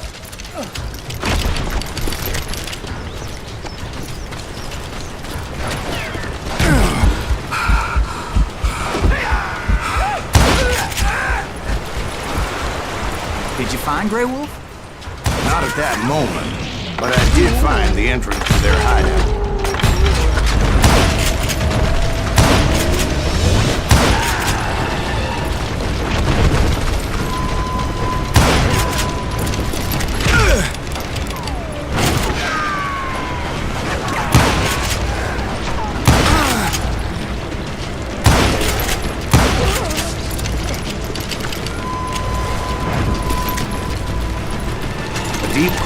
that led to a deeper cave. Don't tell me you went in there. Yeah, but it's not out of bravery so much as pure, angry cussedness.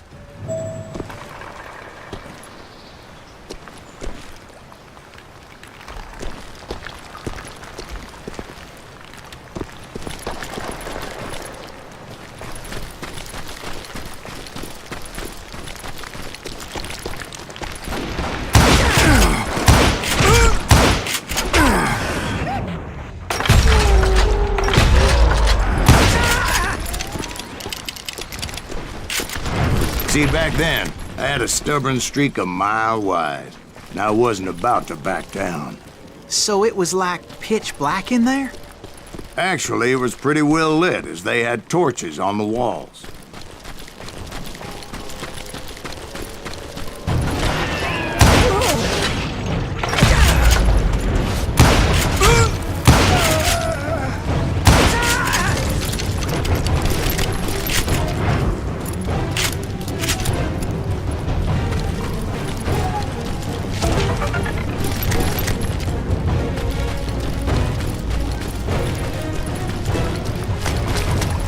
How big was his cave? Big as hell, man. Chiricahua had hid out there during the Indian Wars. They thought it was haunted with the ghosts of those murdered by the horse soldiers. The cave was haunted with dead Indian ghosts? To be honest, I was more concerned with the live ones than the dead ones.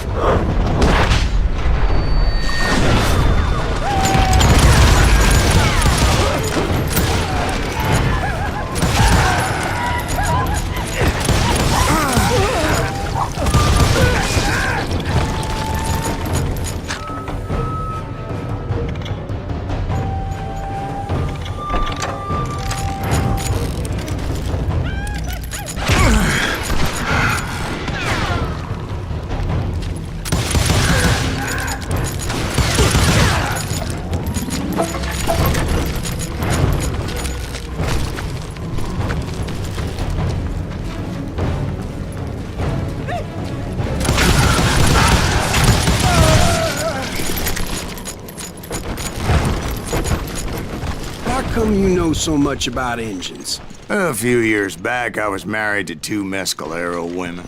At the same time? Yeah, they were sisters. Polygyny is traditional among the Mescalero. So what happened? Oh, I had to get out of there. Those girls never shut up. Both of them nagging at me all the time. Drove me half crazy. Haven't seen them since. No, I mean, what happened with Grey Wolf? Oh, well, I pursued him into the Cave of Death. I came upon this flooded grotto, and that's when I saw him. He came to me unarmed and unafraid. His voice echoed in the shadows, and I sensed he meant me no harm. You carry great darkness in your heart, and if you do not release it, it will claim your soul. The sound of his voice put some kind of ancient Indian spell on me.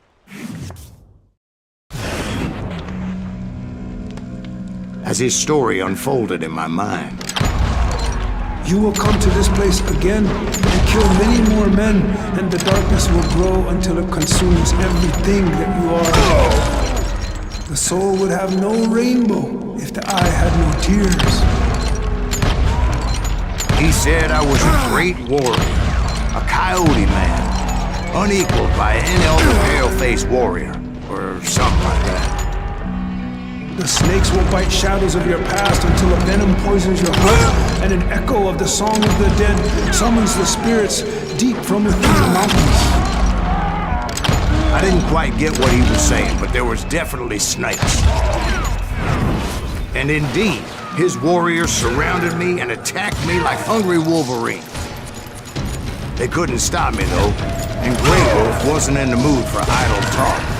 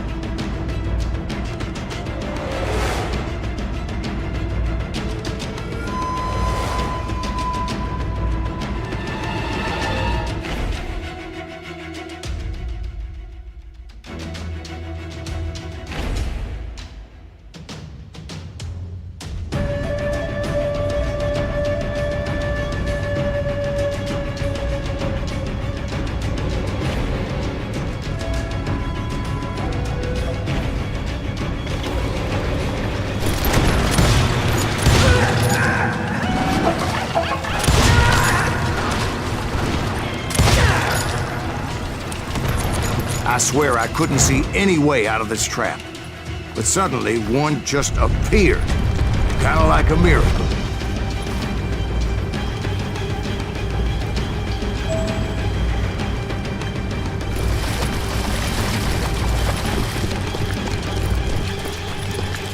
I felt like I would be lost in that damn cave forever. Finally, I found myself back outside, perched on the edge of a precipice, overlooking a thundering whitewater river. To get where I was going required several leaps of faith, but no way in hell I was turning back. I chased after him, determined to make him explain the meaning of all that mumbo-jumbo. Mumbo-jumbo's right. Are you making this all up as you go? A few details may be fuzzy, brother, but I am relating exactly what happened to me. There were dozens of Apache warriors aiming at me from on high. Dozens? Well, maybe not dozens, but there was a lot of... At least 3 or 4. Well, more than that, little lady.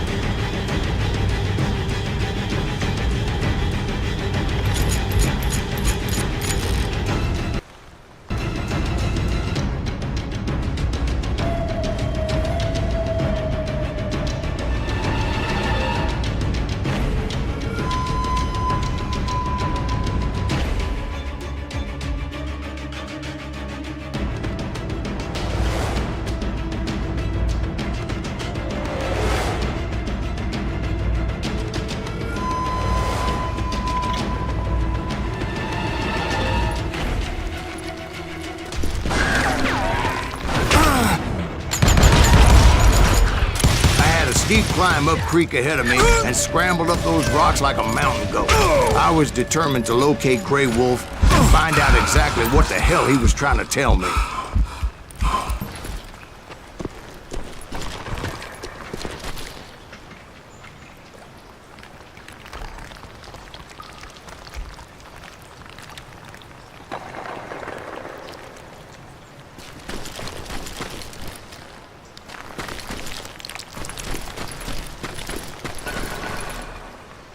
And wouldn't you know it, that crafty son of a bitch led me right into a trap. What kind of trap? Well, son, there had to be at least 100 Apaches surrounding me.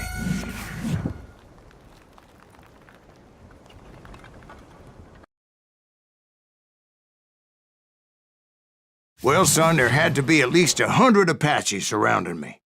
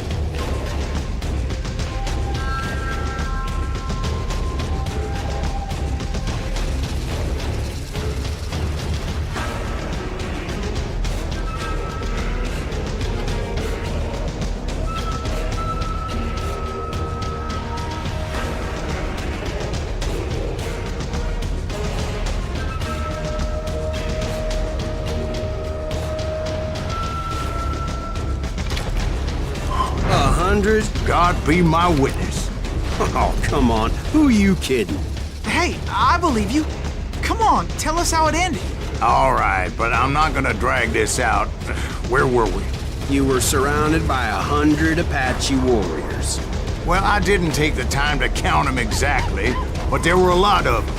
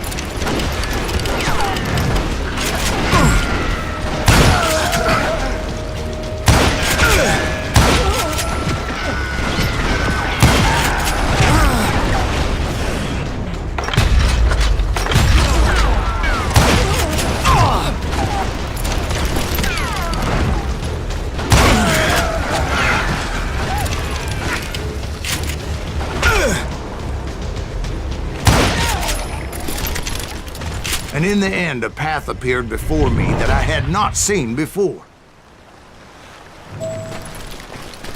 I followed it as I desperately needed to find out what Grey Wolf was trying to tell me.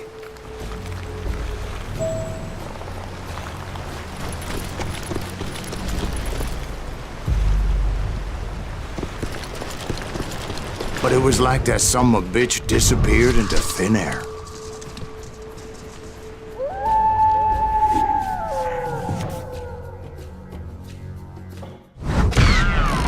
Never did find him. And never did collect my goddamn... Thank you, darling. It's interesting how the truth can sometimes seem, might malleable, depending upon your point of view. Like how those dime novels make you out to be something you're not? Jack, don't be starting trouble. No, he's right. They do tend to exaggerate. Did they exaggerate your part in taking down the Daltons? Well, I was there in the flesh, boy, so I saw what happened firsthand.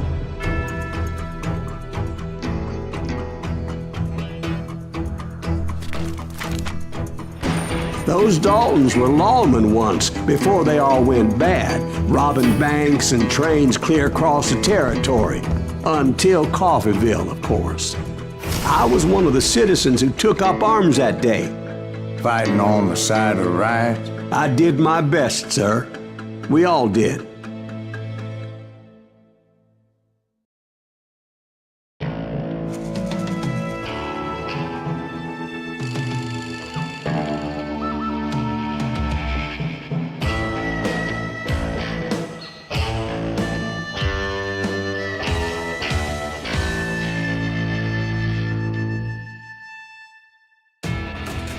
It was early morning. One of my friends was a local gunsmith, and he handed out firearms to anybody who'd take one. You see, the Daltons got it in their heads to rob 2 banks at the same time. 2 banks on the same damn street.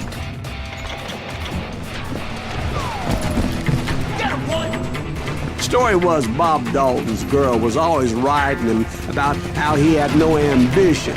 Oh, you're nobody next to Jesse James, she'd say. Finally, the bastard took his brothers to Coffeeville just to shut her up. Wow, it's always the woman's fault.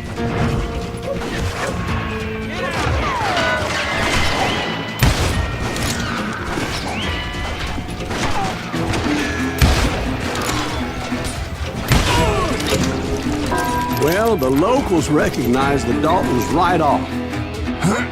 Before they could get away, half the town took up arms to defend their property.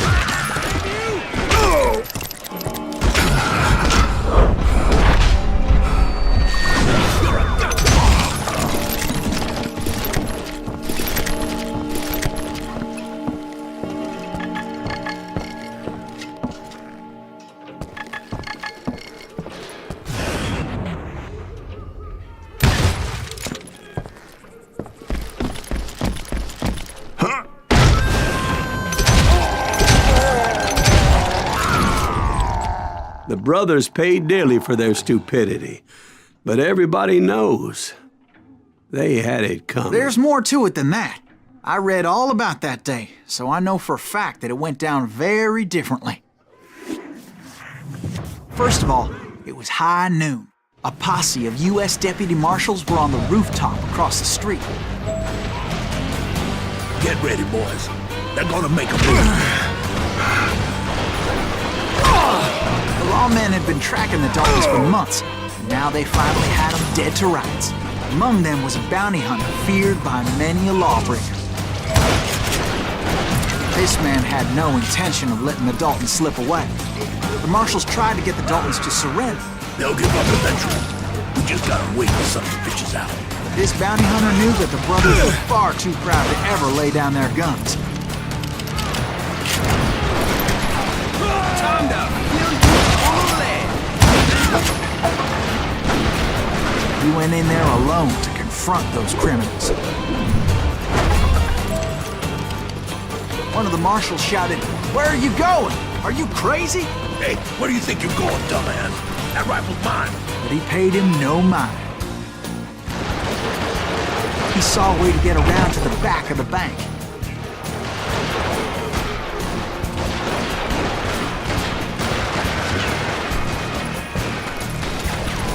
Then he figured out how to hit the Daltons from a direction they weren't expecting.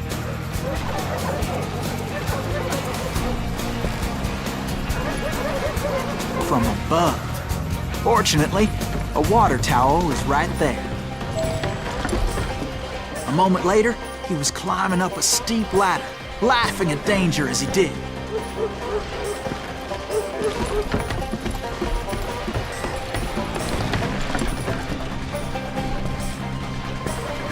It was brave men like him who risked their lives to tame this wild country.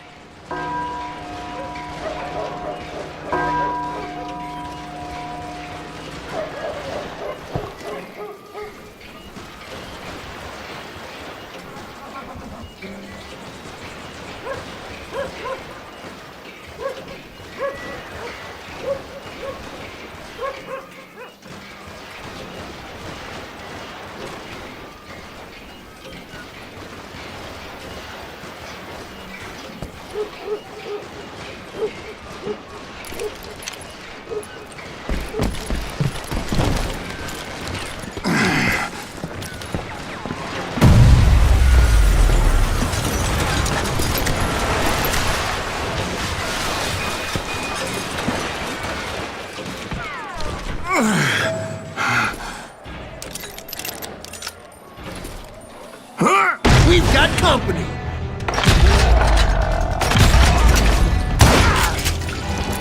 Heroic men like him, who did what other men couldn't or wouldn't to make this country free. Like Jim Bowie and Davy Crockett, who died defending the Alamo.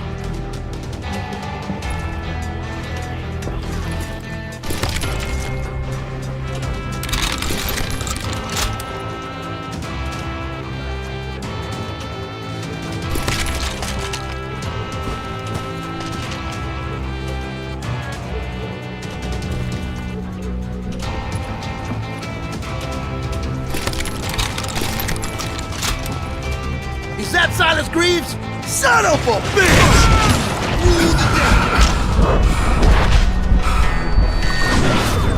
Well, that's a first.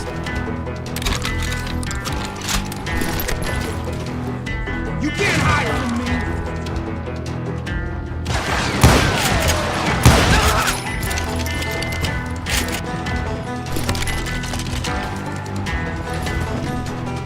You ain't stopping me!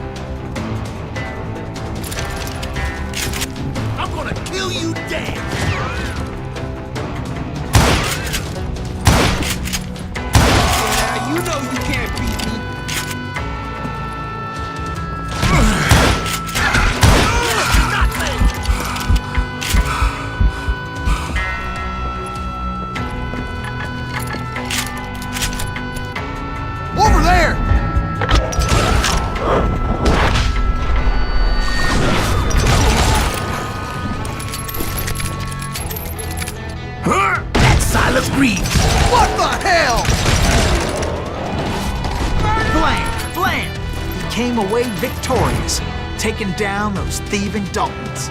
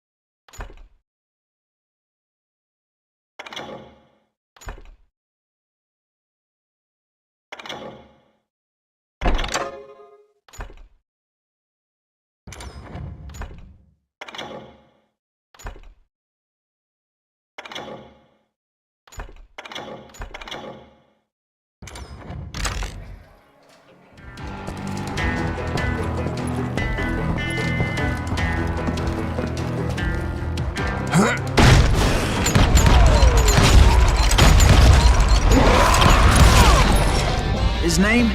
Silas Greaves. And when dust finally settled, he was the last man standing. Sorry, kid, but that just wasn't the way it happened.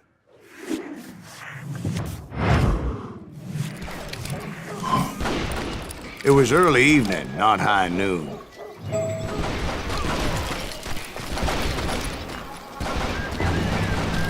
I was late to the party and Coffeyville was already up in arms.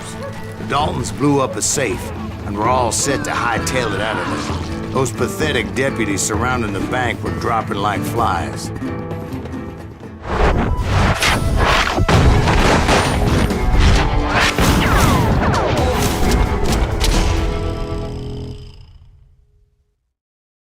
I had been tracking those jokers for months, waiting for them to do something reckless.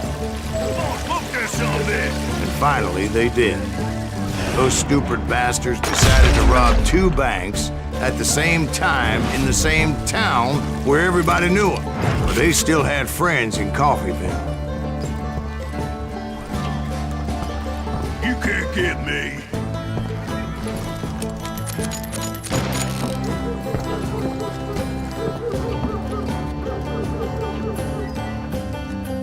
Face me, you coward!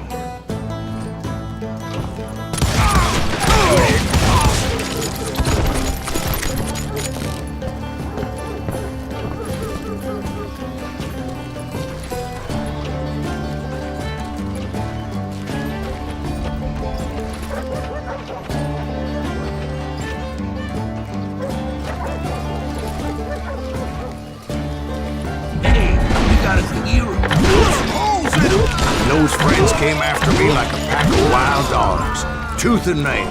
They were coming at me from all directions.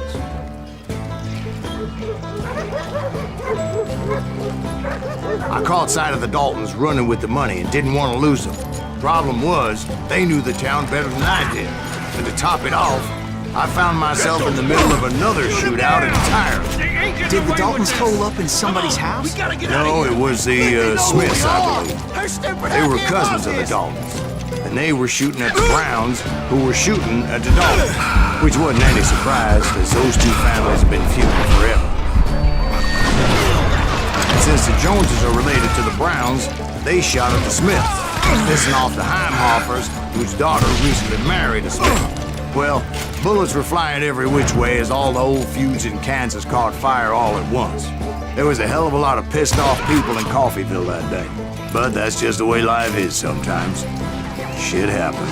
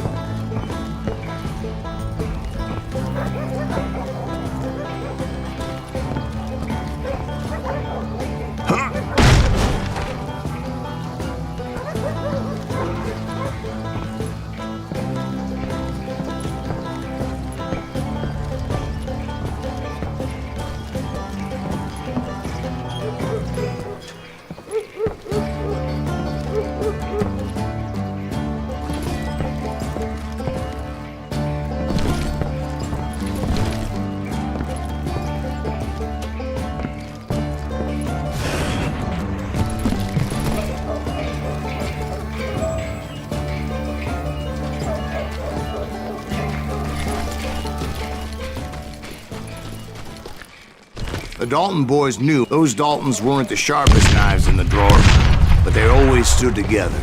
They set a trap to slow me down and allow at least two of them to escape. The third brother stayed behind to plant me, just in case that trap of theirs didn't work.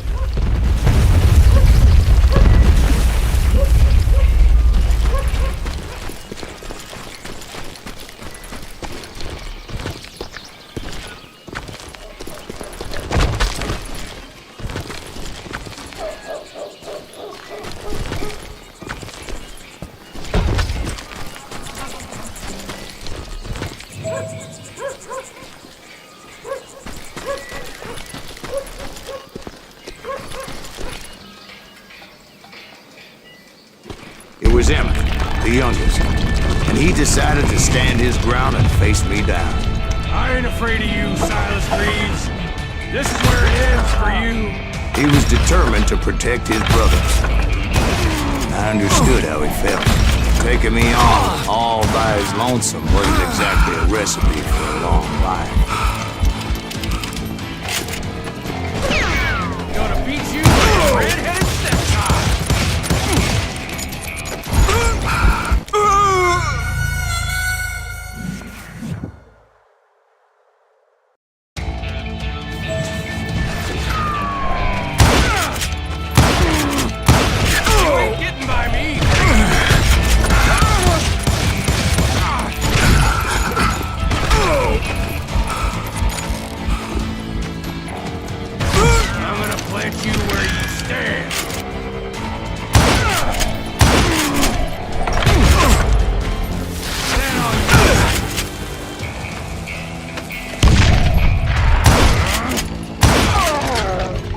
But Emmett Dalton survived the robbery in Coffeyville. He's the only Dalton who did. They say he was shot 23 times. Well, Dwight, who do you think put all those damn holes in him?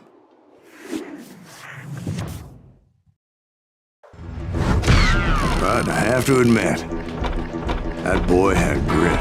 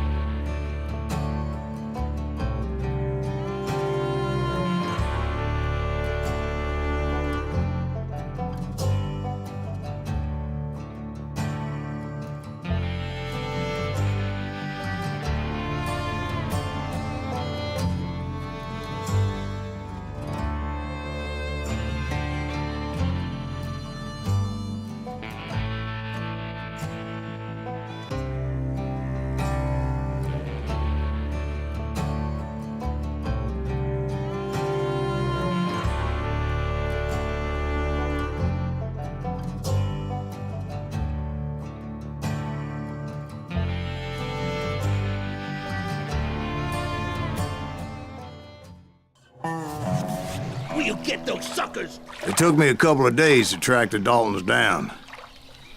They can't get away with this! And in that time, a whole posse of local vigilantes offered to lend a hand. We'll track him to the ends of the earth. They seemed as determined as me to find those outlaws. But as we headed into those swamps, it was like I had my own private army. There was no way those boys were getting away this time.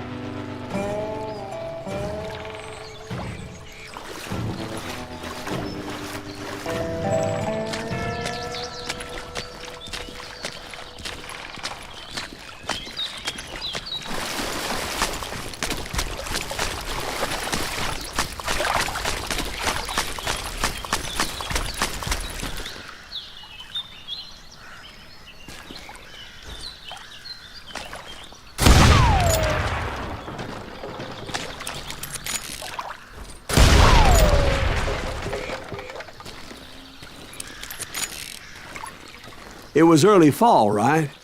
Beautiful time of year. At least you had the weather on your side. Not by my recollection. It was damp and foggy as hell.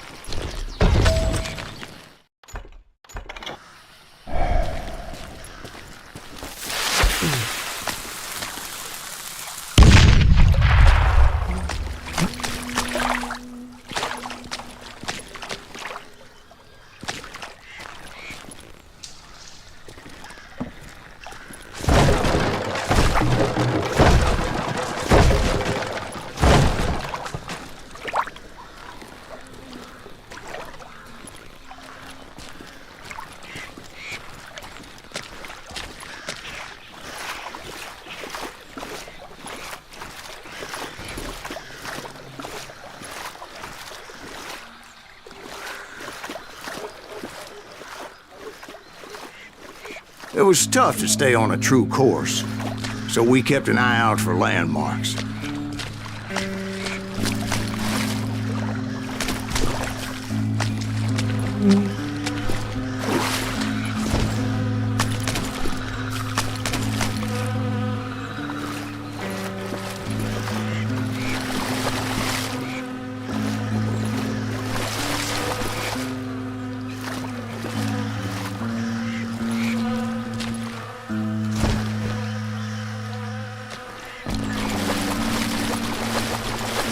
It was autumn.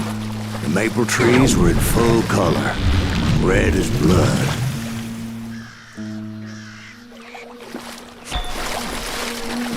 The rains that year were torrential, so the whole area was flooded. The vigilantes had spread out wide, and pretty soon I couldn't see anybody.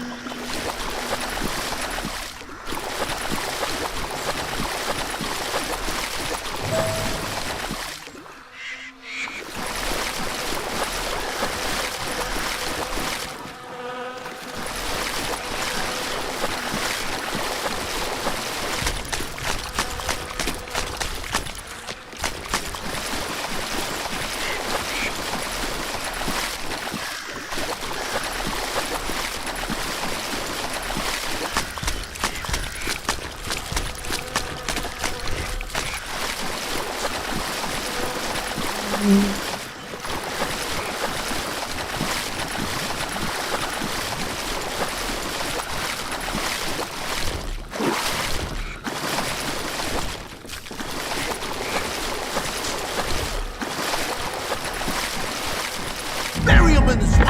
Plant them where they stand! Except for some bitches ahead of me wanting to do me harm. So I had to face them alone.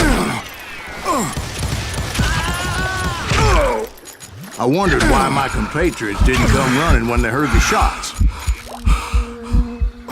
You or me?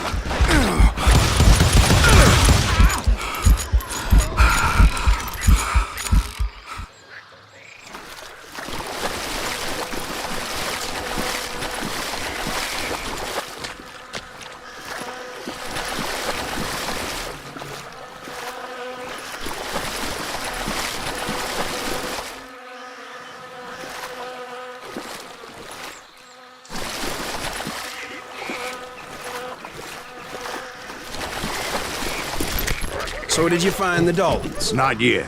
But I did have the questionable pleasure of meeting a few of their friends. The boys had established quite a reputation by that time, so they attracted all manner of riffraff to their cause.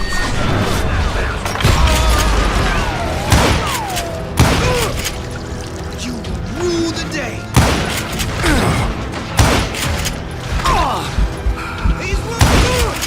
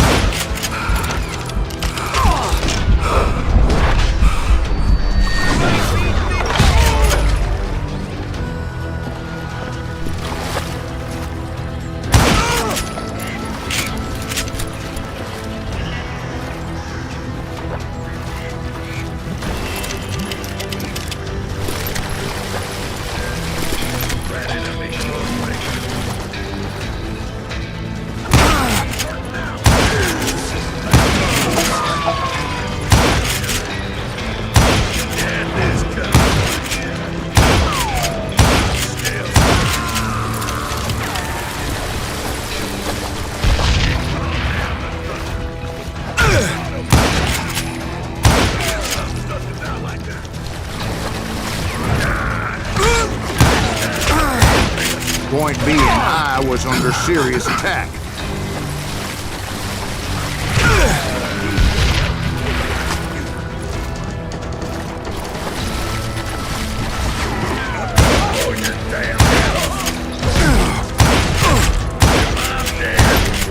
And my reinforcements was nowhere to be seen.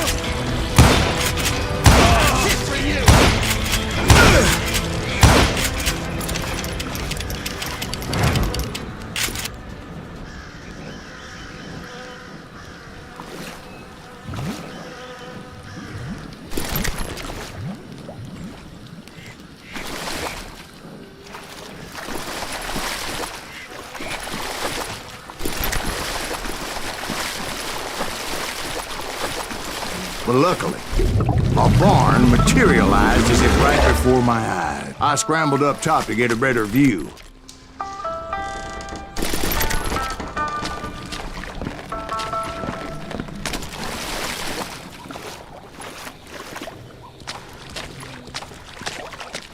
But just ended up falling inside.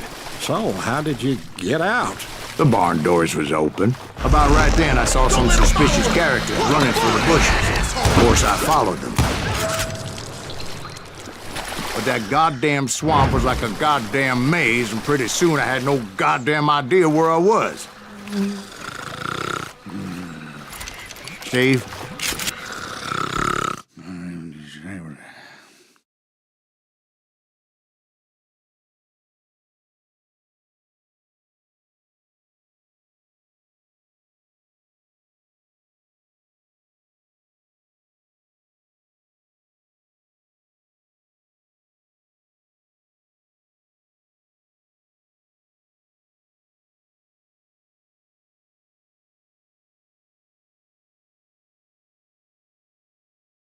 So I just started walking, and pretty soon Oh,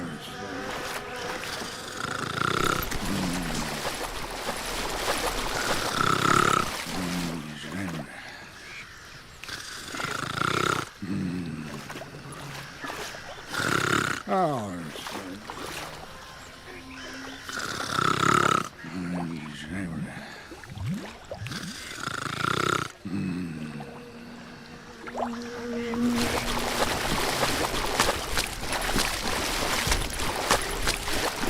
Steve?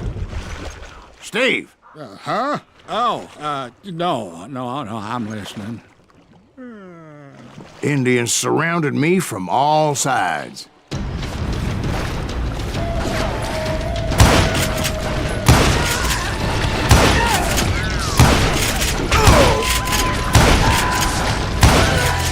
Indians? There were Indians? No. I just wanted to make sure Steve was paying attention. Now, where was I? You were following the Daltons through a swamp? That's right. See, Steve? Dwight's paying attention. No, I'm listening. I was just resting my eyes. So, where was I? The Daltons. Right. See, there's a reason so many outlaw gangs are made up of brothers. Being a brother is a very sacred thing. It's a bond like no other.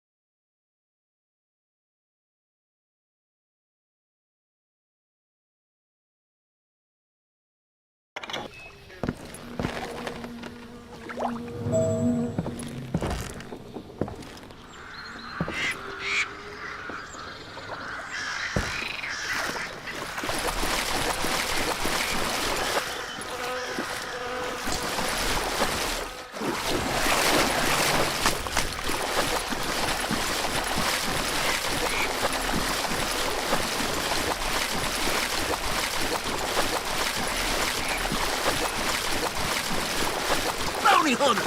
Stop that, son of a bitch! So did you ever find the damn Daltons? Not yet, but I did find a few of their cousins. You Kansans breed like rabbits. Or Smiths or Heimhoffers or who knows what.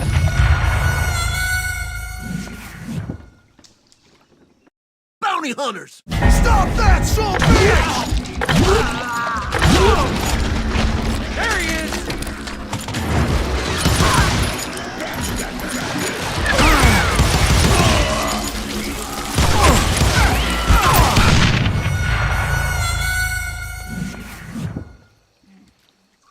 Bounty hunters! Stop that, son of a bitch!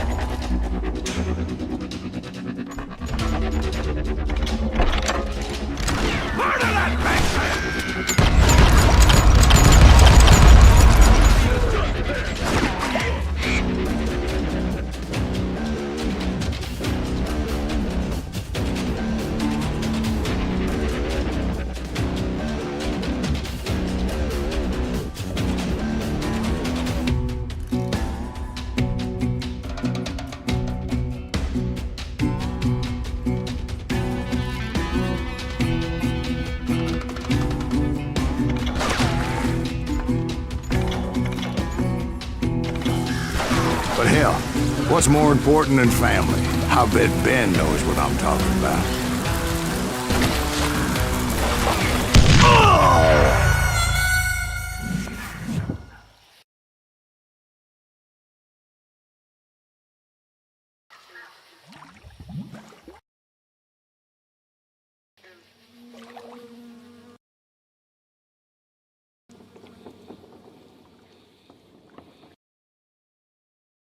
Bounty hunters! Stop that, son of a bitch! Take it!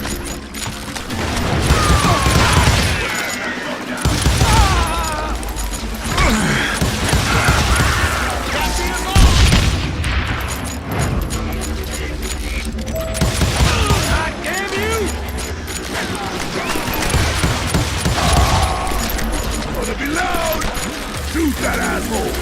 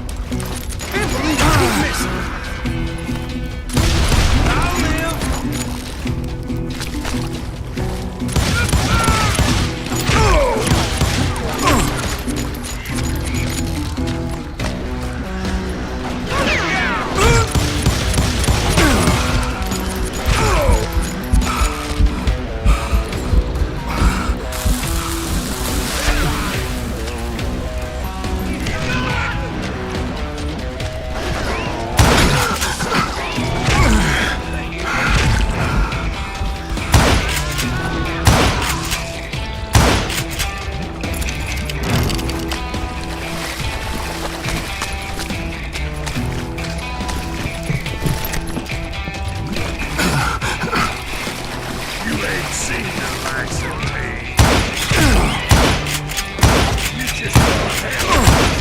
I knew those Dalton boys were out there somewhere, standing together against anyone who would threaten them.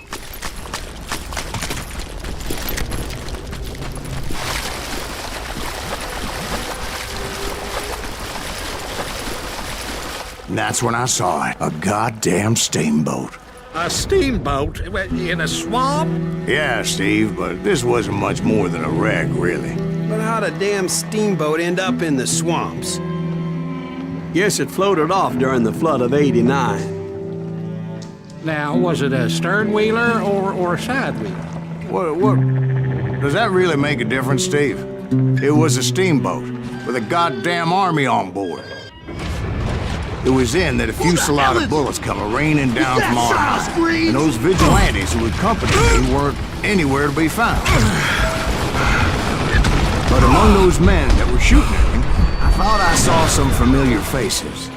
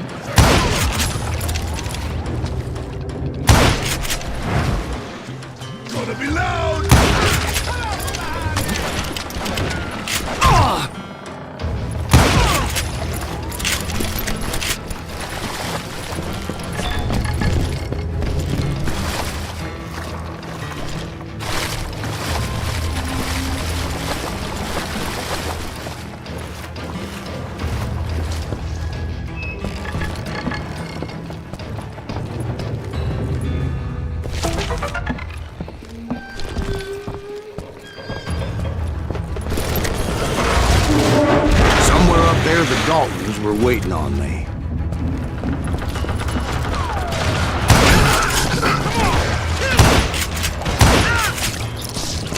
Sounds like you don't give up too easy. That's the kind of man I am, Ben. I set out to do something. I do it. Surrender just ain't in my nature. Plus, I'm stubborn as hell.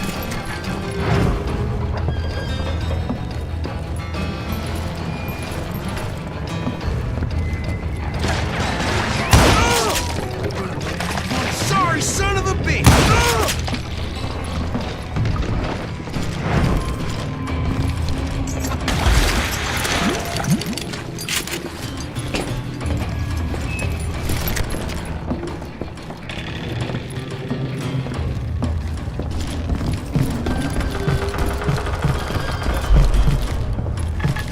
Right about then, much to my relief, the vigilantes finally arrived.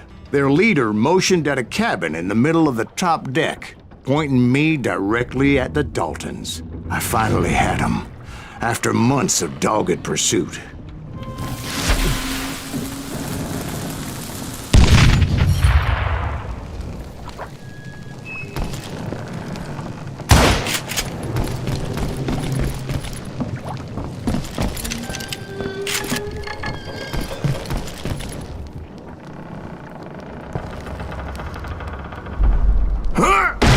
Out that they had me.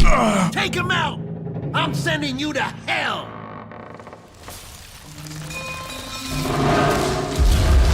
The Daltons had played me like a fiddle.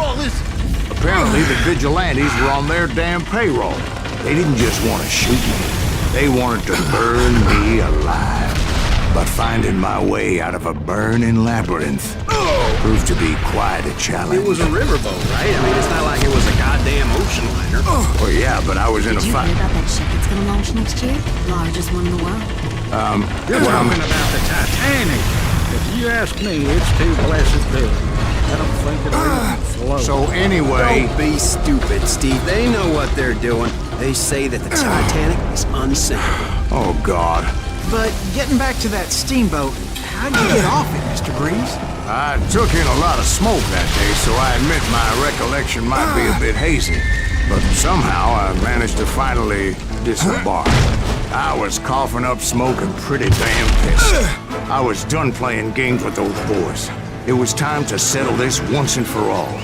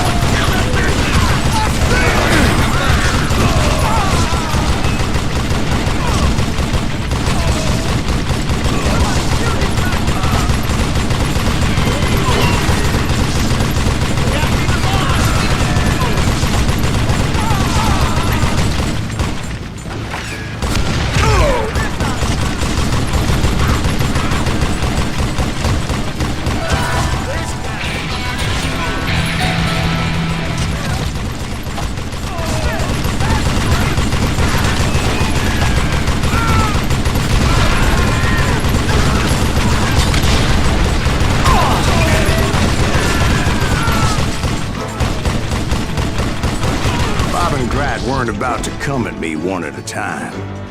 They were in this together. Two brothers side by side, determined to take me down. Confident that this time the odds were on their side.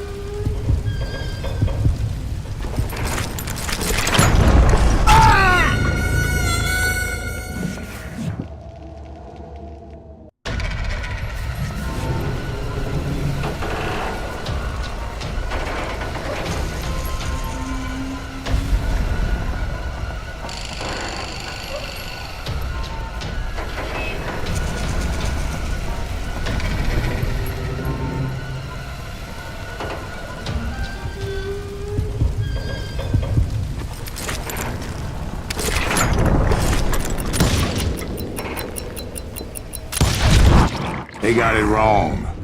A sad end for those two. If they'd only known that Emmett was still alive despite his wounds. Paroled 14 years later, he moved to California and sold real estate and lived off the legend of that fateful day. And the tragic death of his two brothers.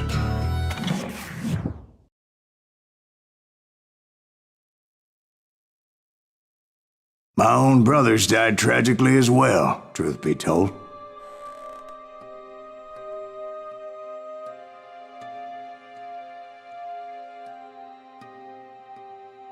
It was 1868, and me and my older brothers were pulling a tidy profit running cattle into Juarez, Mexico.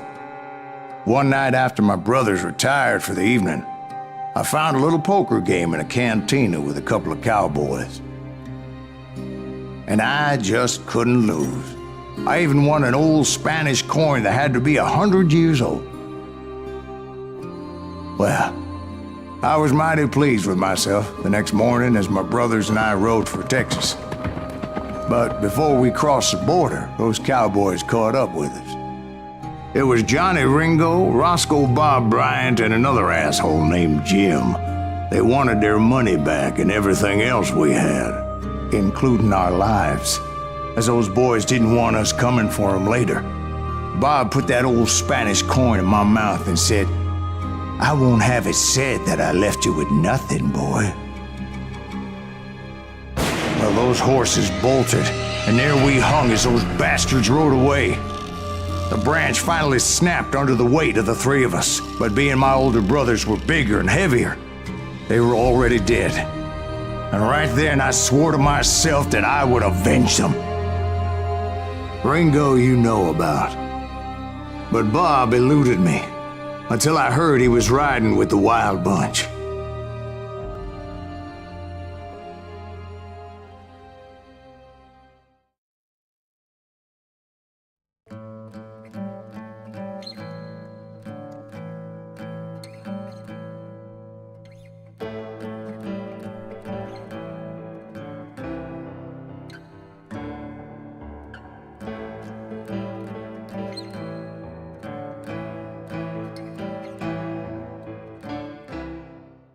I'd been on their trail for months, ever since they left their hideout in the Bighorn Mountains.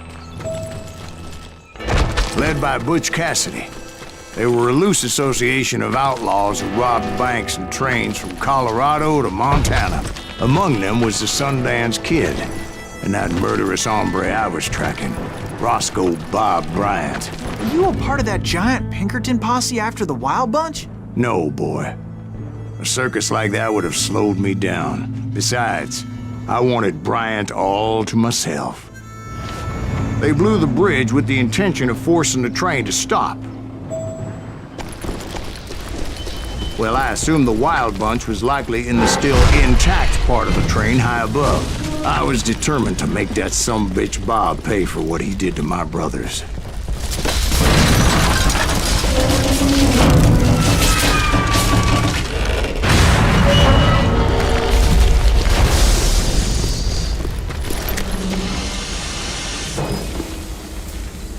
I found the device they used to blow the tracks, so I knew I was headed in the right direction.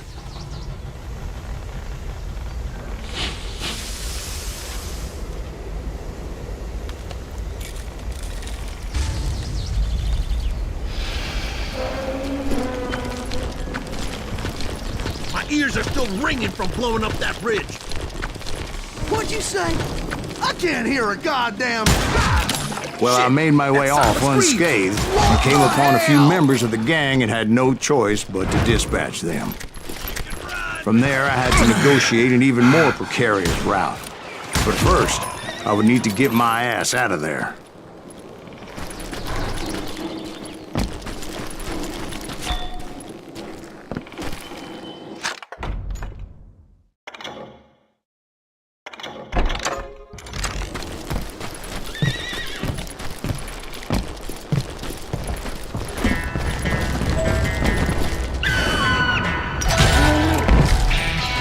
Jumped from the frying pan into the fire as the train was clearly fixing to fall.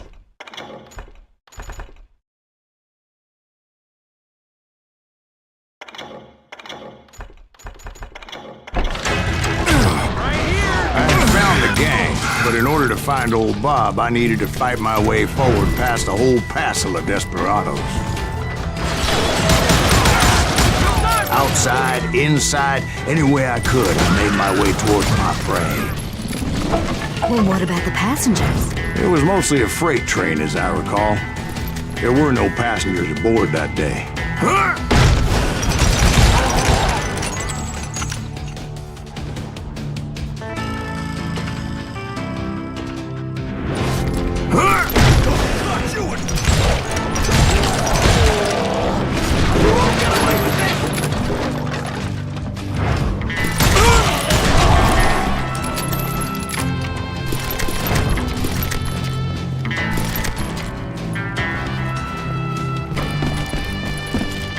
As I mentioned before, I am not fond of heights. But I was too busy dodging bullets to worry about falling to my death. Odds were I was likely to die that day anyway. So I was determined to take down as many of those bastards as I could.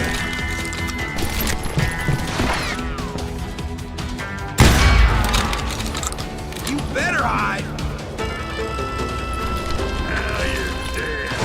It was like shooting ducks in a shooting gallery. The only difference is these damn ducks shot back.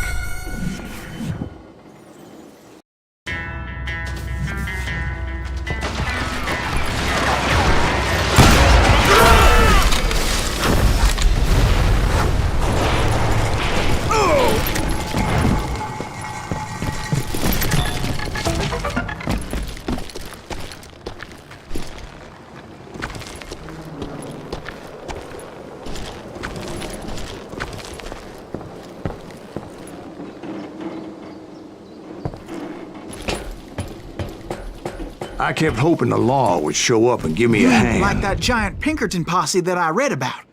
Did they come riding in, guns a-blazing to help?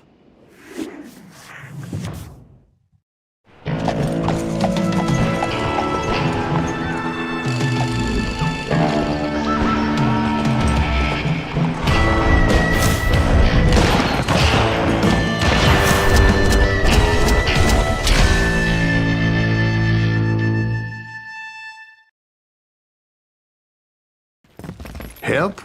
From the Pinkertons? No, son. I had to fight the wild bunch all by my lonesome, as usual. Who the hell is that? God damn you! Take cover! Retreat! Retreat! He's killing everybody! Oh, damn.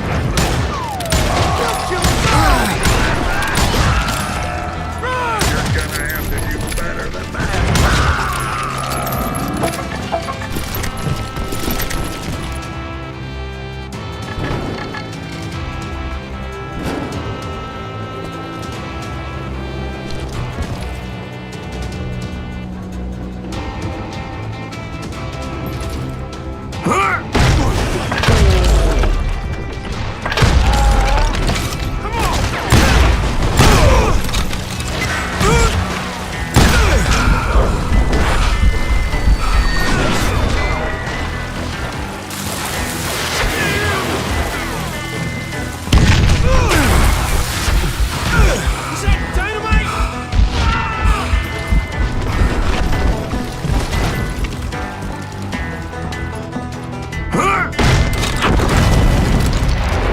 Guess is those dime novels didn't portray this as it happened, did they? Only a few stragglers were left, and I had to cut them down pronto if I was gonna stay on old Bob's trail.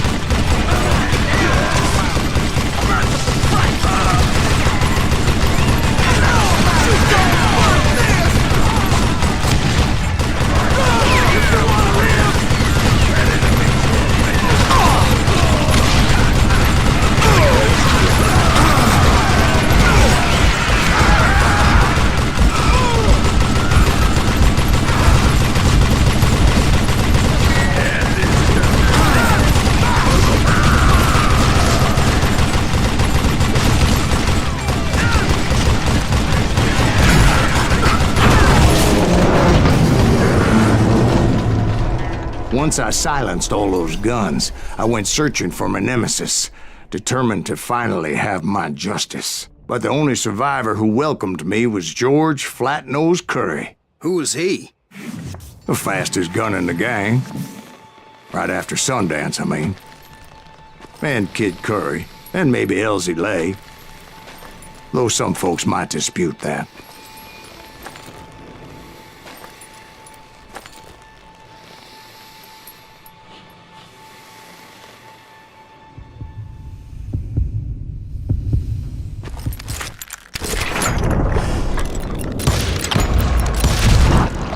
On that very same day, Butch Cassidy and the Sundance Kid decided to leave the Wild Bunch behind and decamped for South America.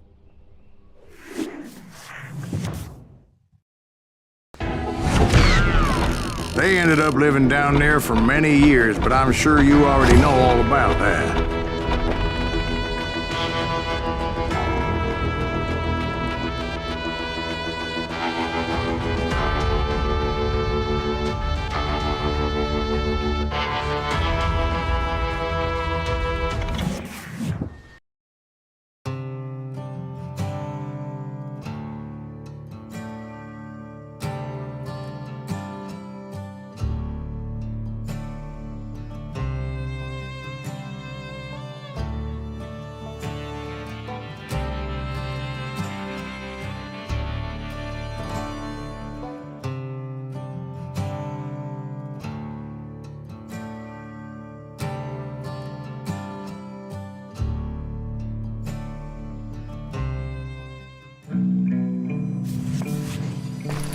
I tried to find Bob Bryant, but it was as if he'd disappeared.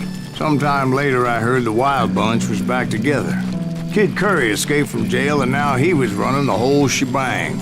So I took to their trail, as I was still in pursuit of my brother's killer and hoped that he was back with him. That Kid Curry's kinda crazy, ain't he? Don't let him hear you saying. Anyways, I tracked those boys to a camp right outside Parachute, Colorado.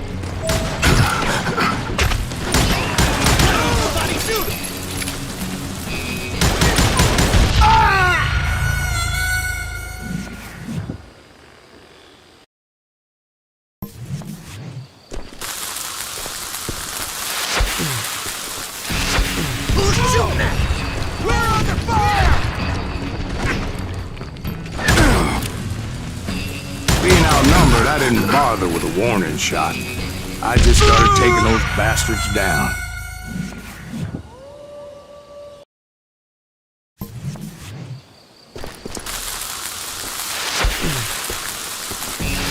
Who's shooting? We're under fire!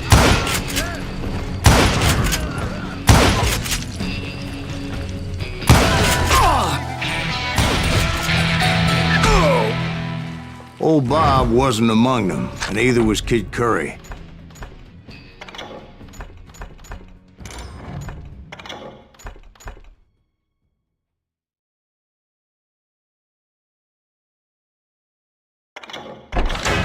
I could sense them close by, however, plotting something nasty. I just needed a clue as to their whereabouts.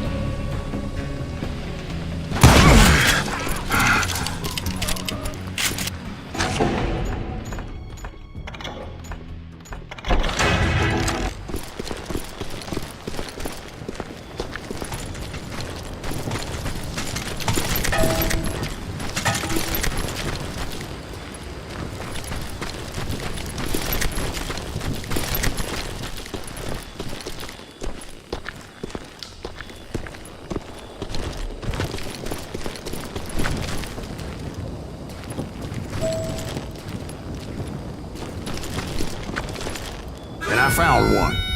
A map with their bold plan clearly marked. This time they were fixing to blow up a train trestle. Property of the Union Pacific.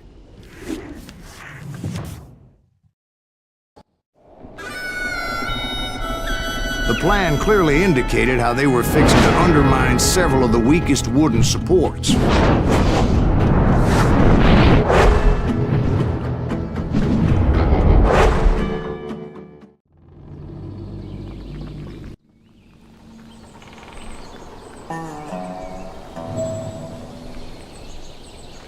Kid Curry was considered the wildest of the wild bunch. It was said that he fathered 85 bastard children, though some say it was only 5.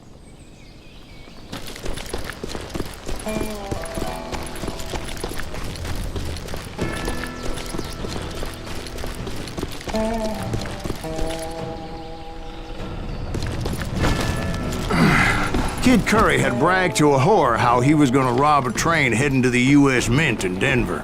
And that whore, Fat Sally, she told me. The bridge was rigged with dynamite, so I decided I'd best be careful confronting those bastards.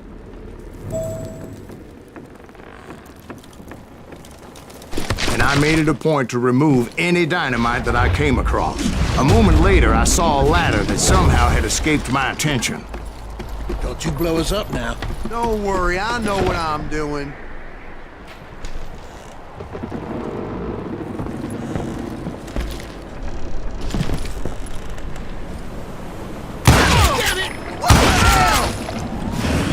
But the Wild Bunch did not take kindly to my presence and attempted to blow my head off. It appeared the kid had found a number of new recruits to bolster their ranks. Guess there's always desperate men willing to trade their lives for stolen treasure. Murderer! You're dead.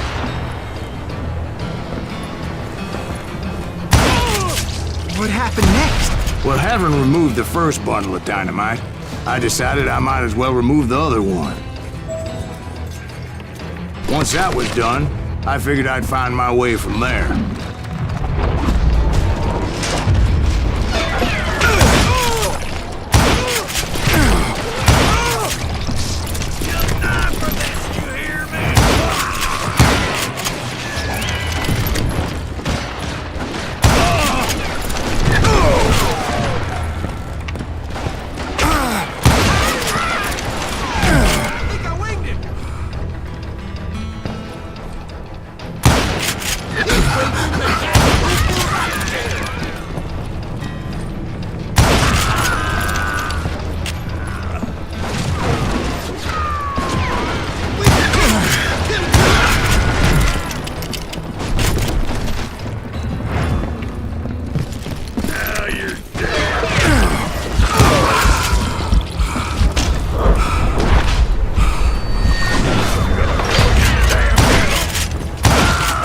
So, what happened then?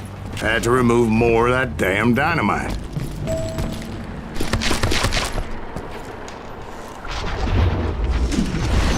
It must have been terrifying trying to make your way across.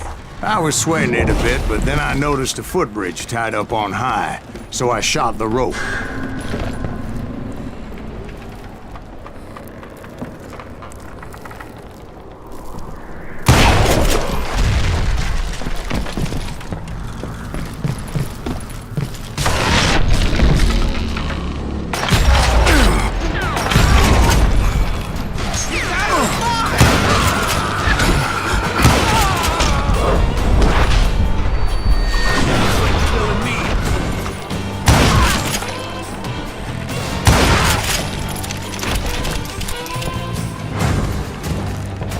So that was all the dynamite?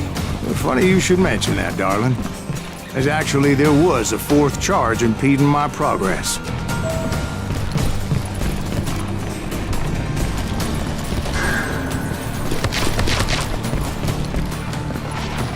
Once I removed it, my path was pretty clear.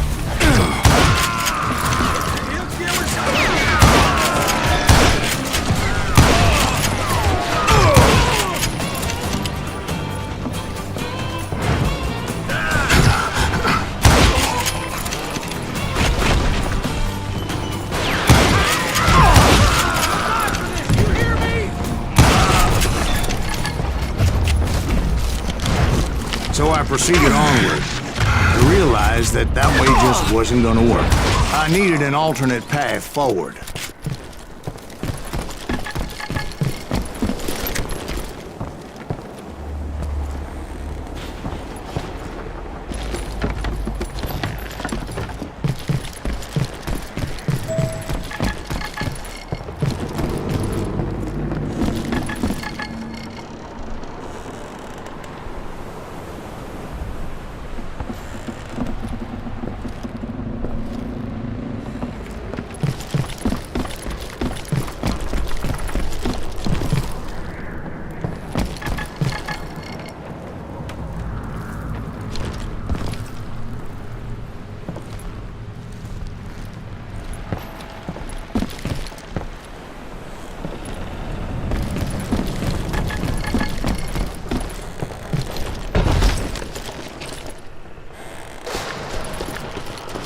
Luckily, I found a cave, and as I made my way back to the bridge, I saw something that concerned me. It was a long, burning fuse, and it was moving fast as hell. I had to catch it.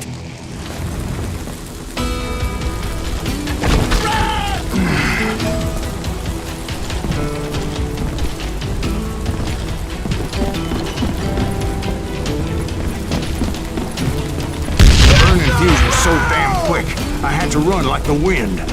I almost had it, but no. Thought I was gonna have a coronary when I lost sight of those sparks. My heart was pounding like a sledgehammer.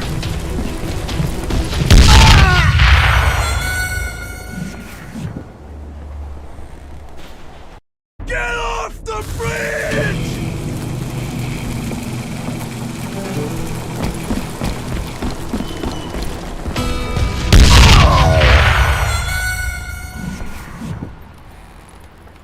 Get off the bridge!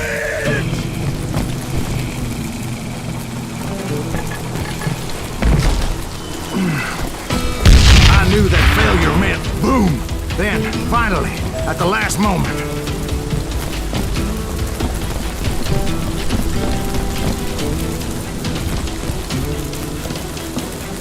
Whew. Of course, I was successful, or clearly I wouldn't be talking to you folks here today. Naturally, I removed the last dynamite charge. Well, it was a touching reunion.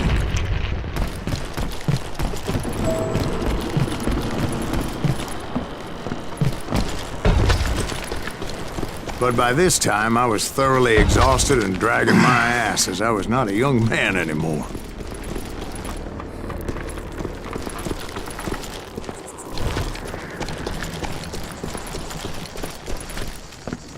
Kill that SOB! Back him, please!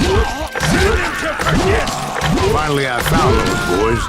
Or more precisely, they found me. Hey, Tracer and Kid Curry, ass out of here, this damn thing!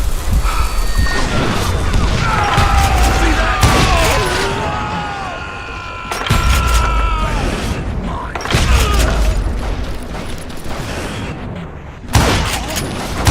This some bitch pissing me off.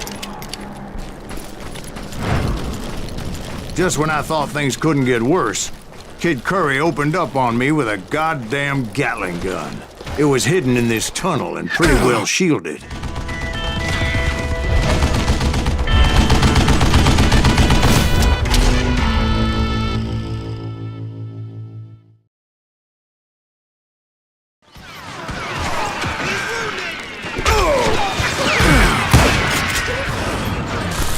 Luckily, I had located some dynamite.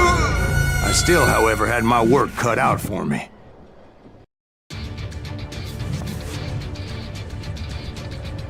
Show yourself, you coward! Stand still so I can kill you! Come on, a bullet's already?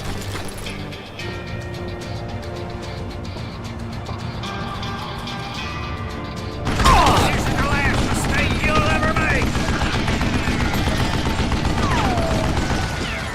Get out of here, you coward!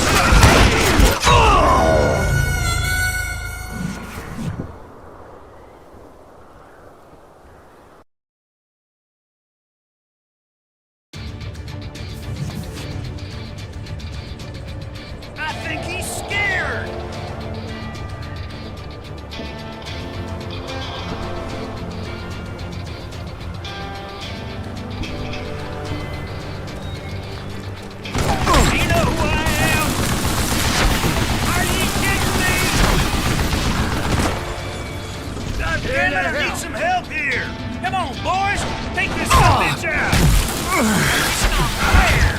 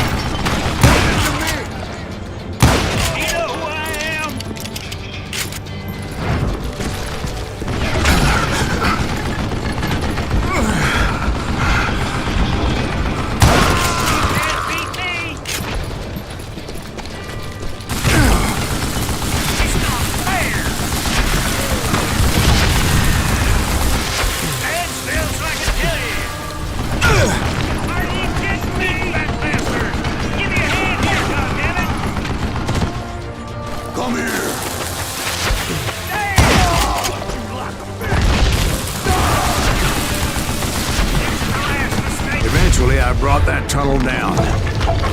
That's when I met Kid Curry himself. He had decided to stop pussyfooting around and deal with me personally.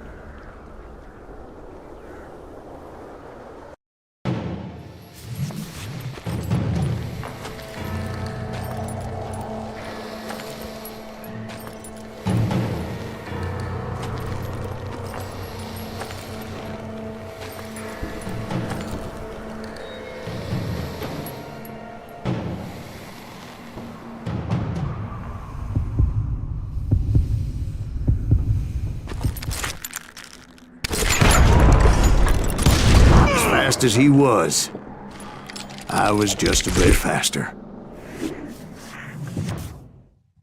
And as he lay wounded, I demanded to know the whereabouts of Roscoe Bob Bryant. He shouted at me, "Is that what this is about? Bob went with Butch and Sundance to South America. You ain't never finding him."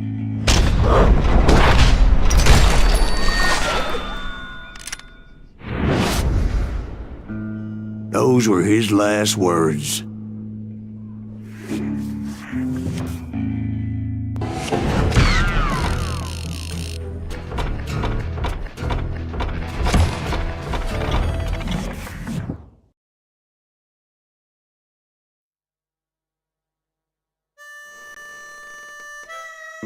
So, Bob Bryant got away?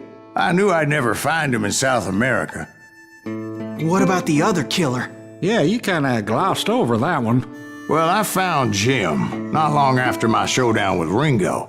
At the time, he was riding with the James Younger gang. Did I neglect to mention that?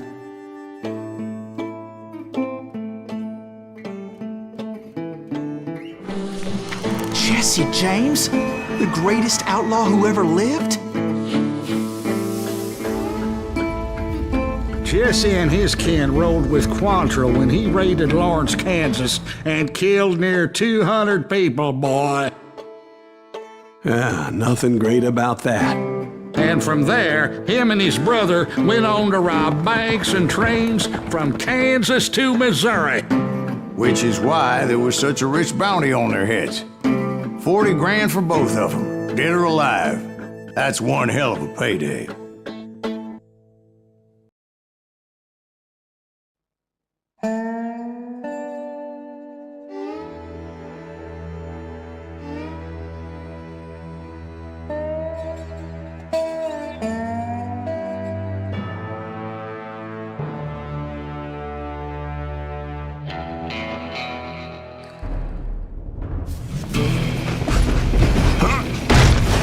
I confronted them as they were robbing a train. Bullets were flying at me from every which way. But I knew I'd have to fight my way forward if I was gonna find this Jim.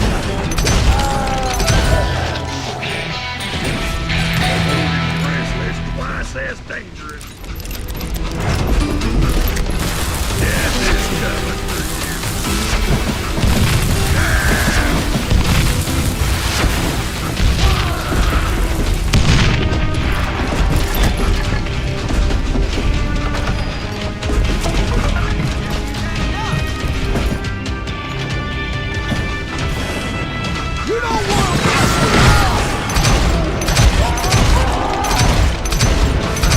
Now wait a second. Now, how'd they stop this train in the first place? Well, the James boys were experts at this.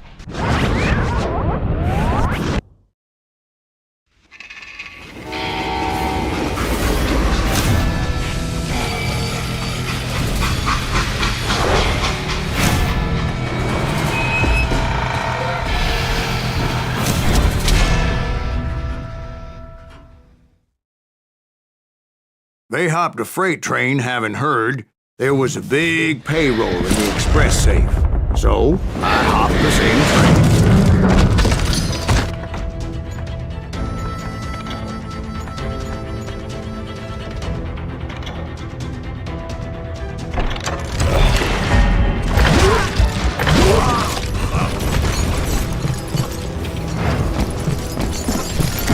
The James Younger gang was decimated after that little fiasco they had in Northfield, Minnesota.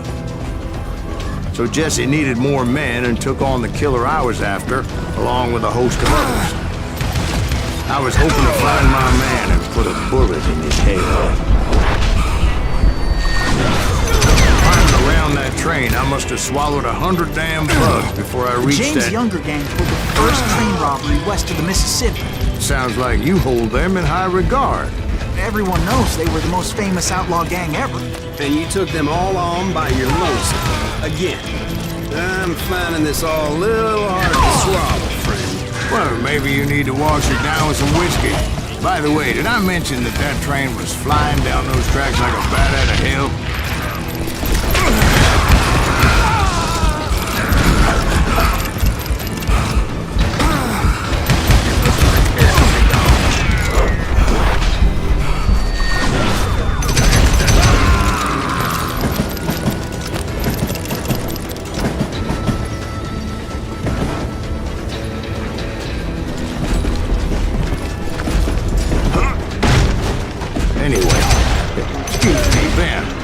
Where would I find the gentleman's facilities? Suddenly I have an urgent need to drain my one-eyed snake. Well, I've had more than a few drinks, and I've been sitting here for quite a spell. Right through there. Let me show I've you. never heard so much malarkey in my life. You think he's bullshitting us?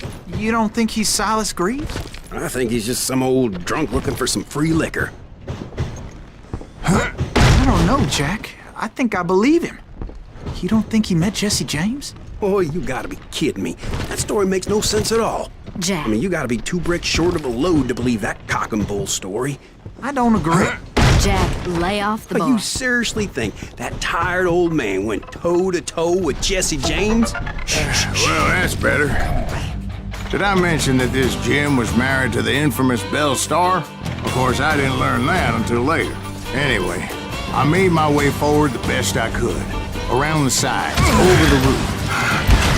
At some point, some sumbitch saw me and shouted out, "It's the damn Pinkertons!"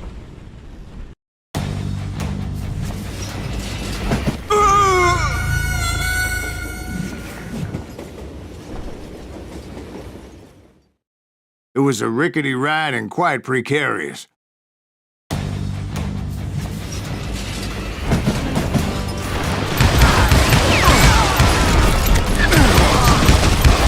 At some point, some sumbitch saw me and shouted out, "It's the damn Pinkertons!" It's a damn Pinkertons!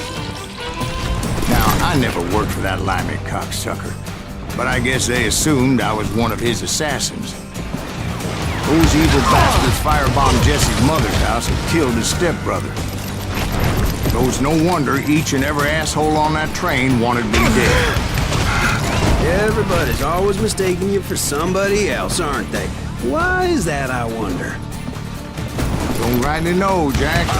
I'm just telling you how I remember. I bet you are.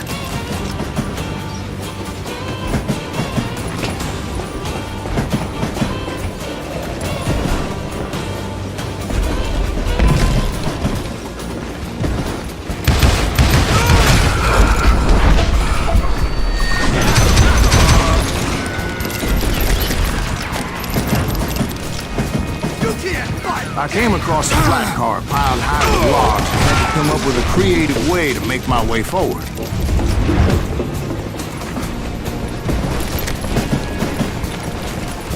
Right about then, I was attacked by some asshole on a Gatling gun. Yeah, seems like you run into a lot of them. Asshole? Gatling guns. Yes, I did. Now, I don't remember how I took it out. It was either a bullet or dynamite. Where would you find dynamite? Does it really matter, Jack? You're messing with the flow of the story here.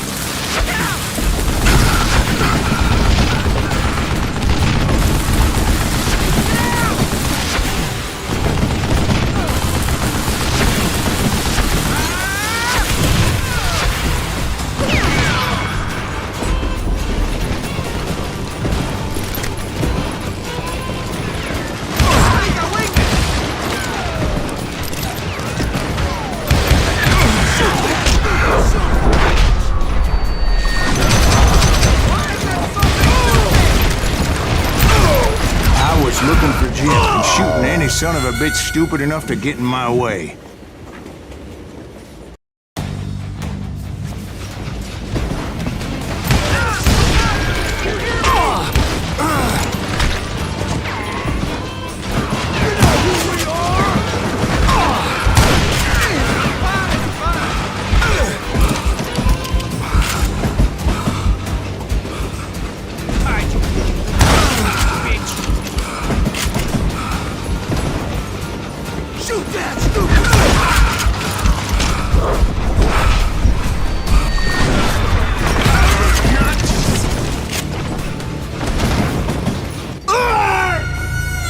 It was definitely safer on the inside of the train.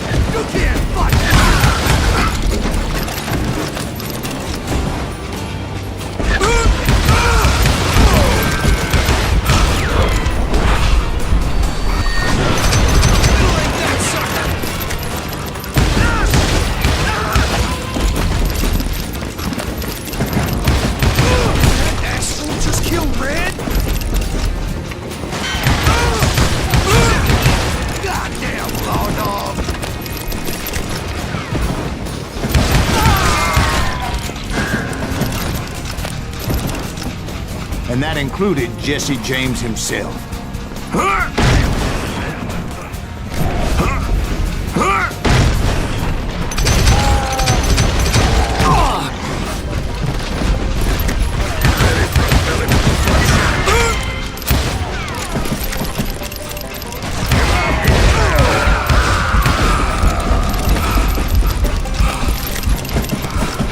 There sure were a lot of men determined to die that day.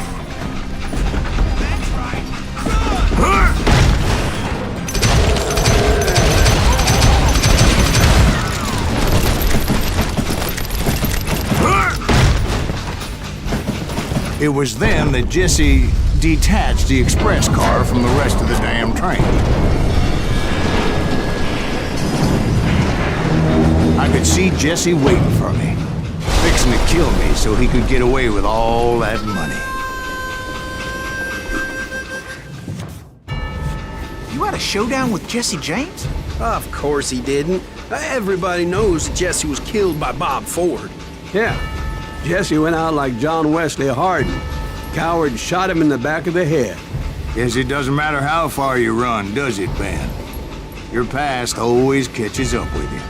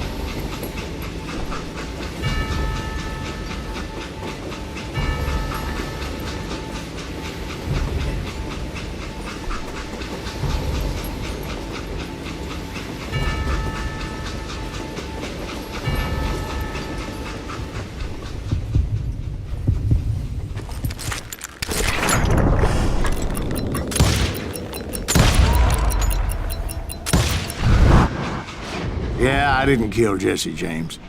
Just wounded him bad enough to convince him to hang up his guns. What about that Jim fella? What happened to him? I figure he was up front with a gun to the engineer's head. That bastard slipped away again. I'll tell you how I got him. But first I need to wet my whistle.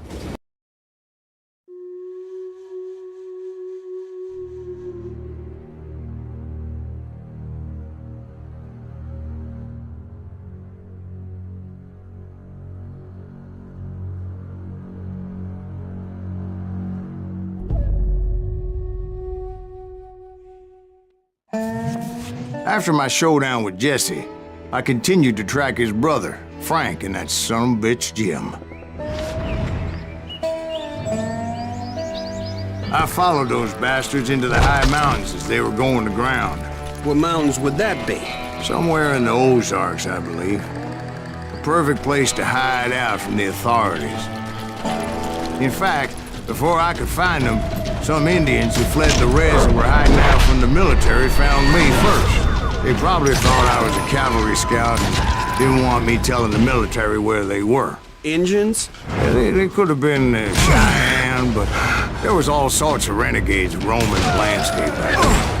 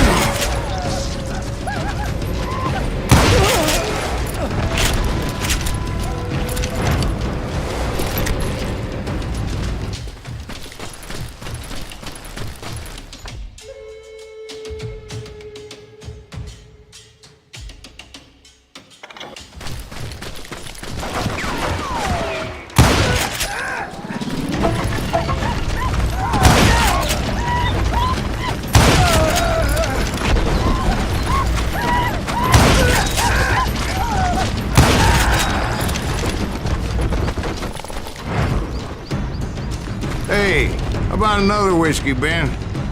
Nothing better to soothe the troubled soul.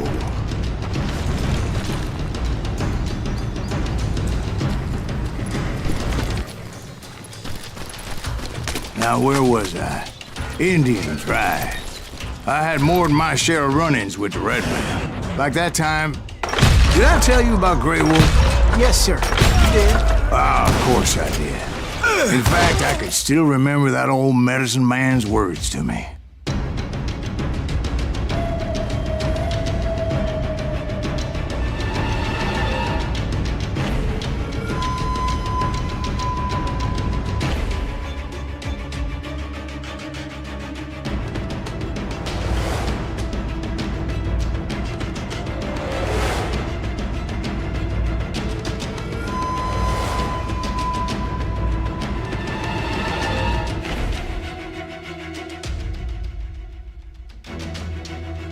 Jesus Christ, we're back to that again?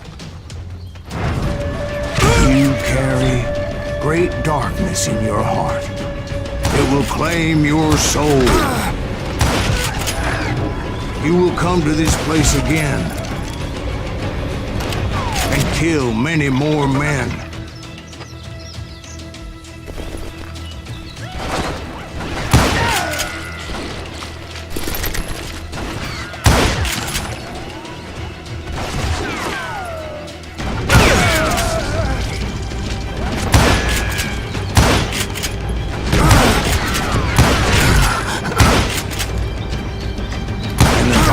Will grow until it consumes everything you are.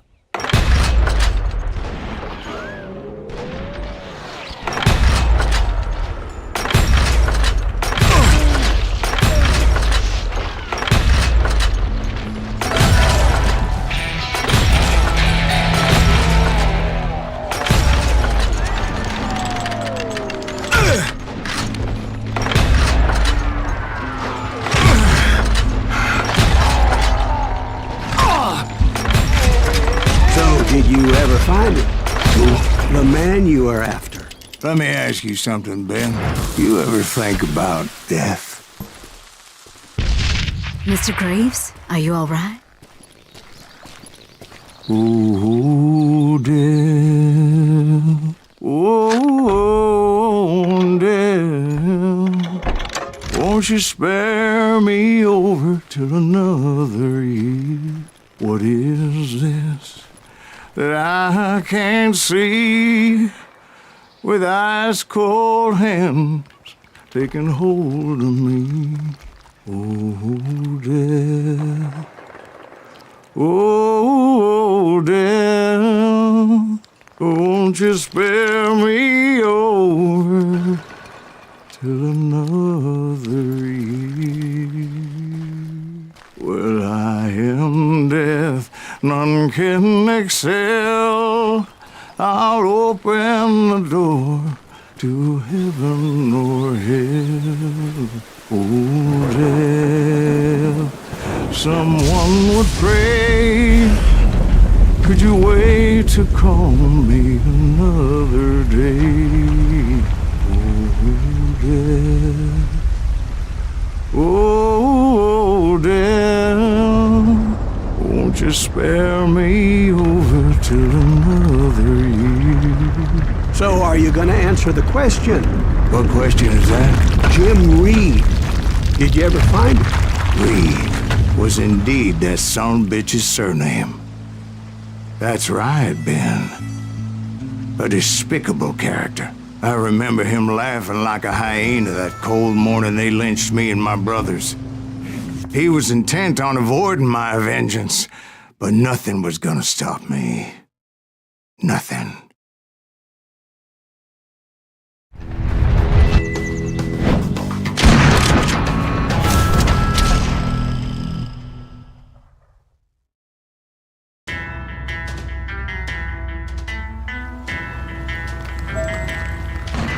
I finally did track those outlaws down. They had long rifles with scopes and were well positioned to pick off any poor soul who came anywhere close.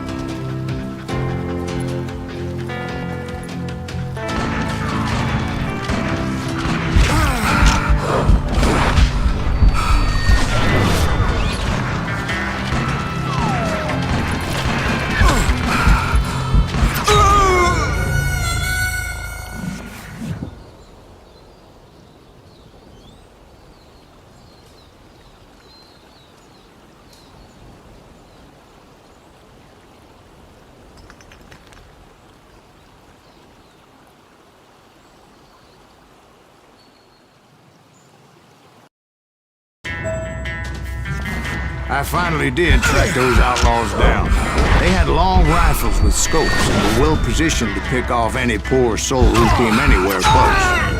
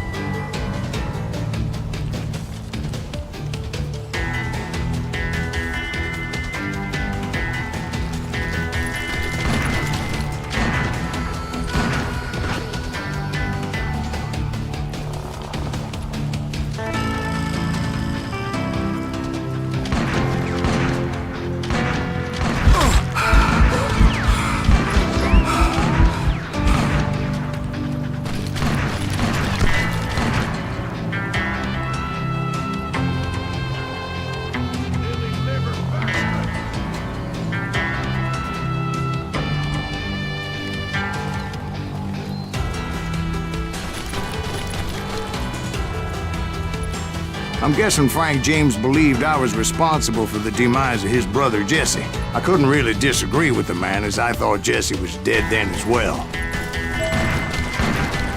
He backed off as I closed in on him, but he was still intent on killing me. And when I closed in on him again, he backed off again, looking for a better angle on me. Hell, I can't fault Frank for wanting his revenge, as I was there for the same damn reason myself. At this point, I'm guessing you think Silas Greaves is a worse murderer than Jim Reed ever was. No, sir. A man who spent half his life killing somebody's brothers, fathers, sons. I think you were just looking for justice, sir. Is that what I was looking for, Dwight? Is that what it was? Justice? Isn't that why you were hunting the James gang? The James gang. Right.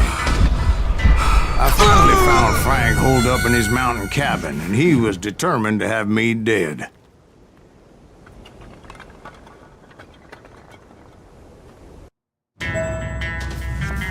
It was a pitched battle that could have gone either way. Luckily, I had some dynamite in my possession. Dynamite? On your person? A few sticks, just in case. It's always good to be prepared. Right. I'm just laying out the facts as I remember them, Jack.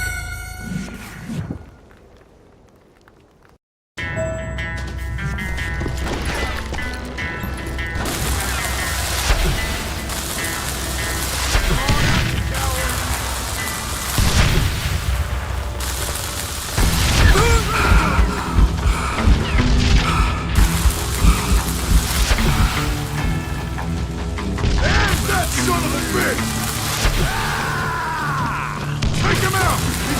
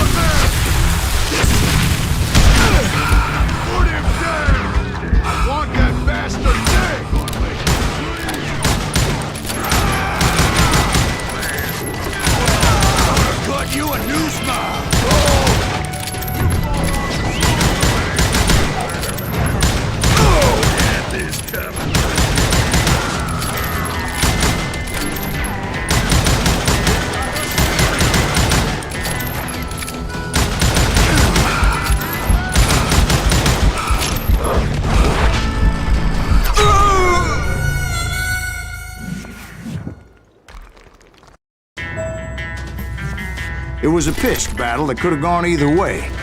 Luckily, I had some dynamite in my possession. Dynamite? On your person?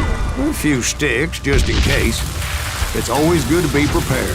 Right. I'm just laying out the facts as I remember them, Jack.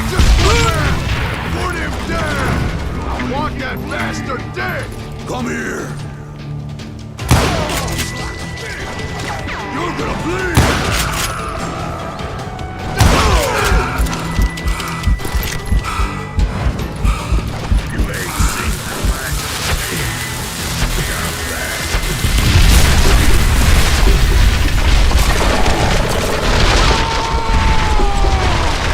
Old shack? Well, it went tumbling right off that cliff. With Frank James still in it? Yes, sir. But Frank James is still alive, living in Missouri, showing folks around the family farm for 25 cents a tour. I didn't say he died in the fall, now did I?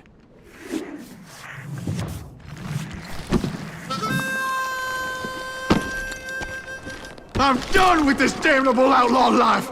Kill me, don't kill me, do what you will! At this point, I just don't give a shit! I explained to Frank that I had nothing against him personally and that I was looking for someone else. You want Reed? Have at him!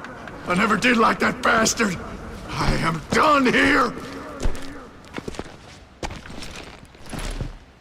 We parted in peace as Frank pointed out the path to my prey before making his way back down the hill.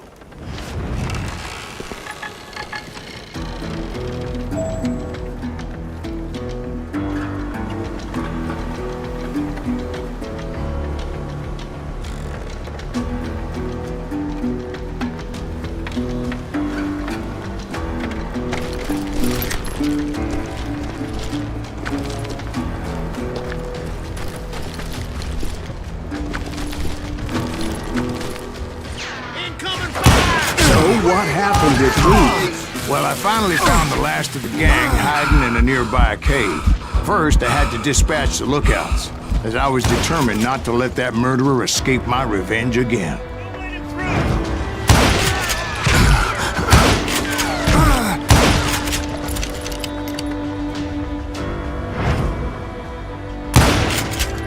But rather than wander in willy-nilly, I decided it would be better to smoke that sumbitch out. "Hey, Reed!" I shouted. "No wonder you're so ornery. Can't be easy being married to Belle Starr. While you're off providing for the family, she's spreading her legs for every Tom, Dick, and Cole Younger. Not an attractive woman exactly, but very friendly. At least she was to me." Son of a bitch! It was then that the last bunch of bandits jumped out of hiding. Why won't this asshole give up? Would someone please kill him?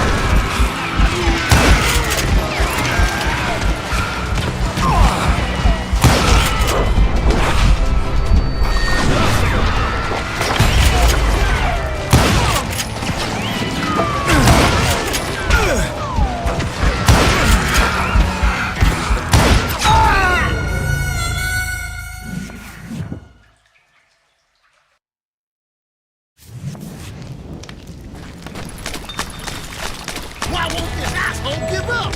Would someone please kill him?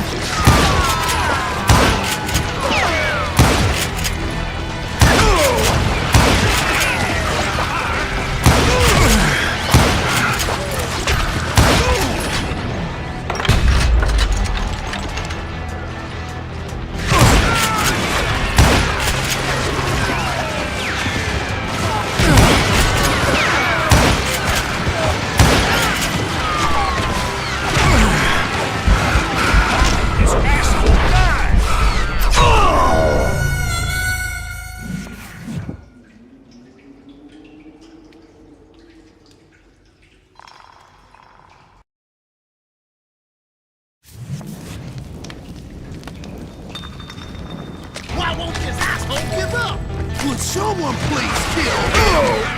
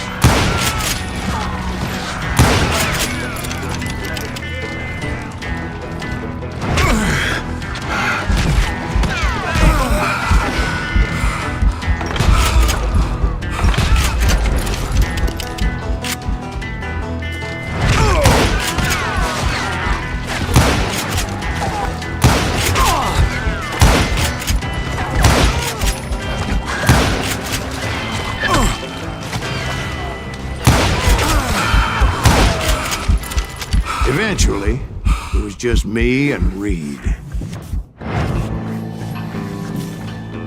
I had waited a long time to face him down, so I could repay him for what he did to my brothers.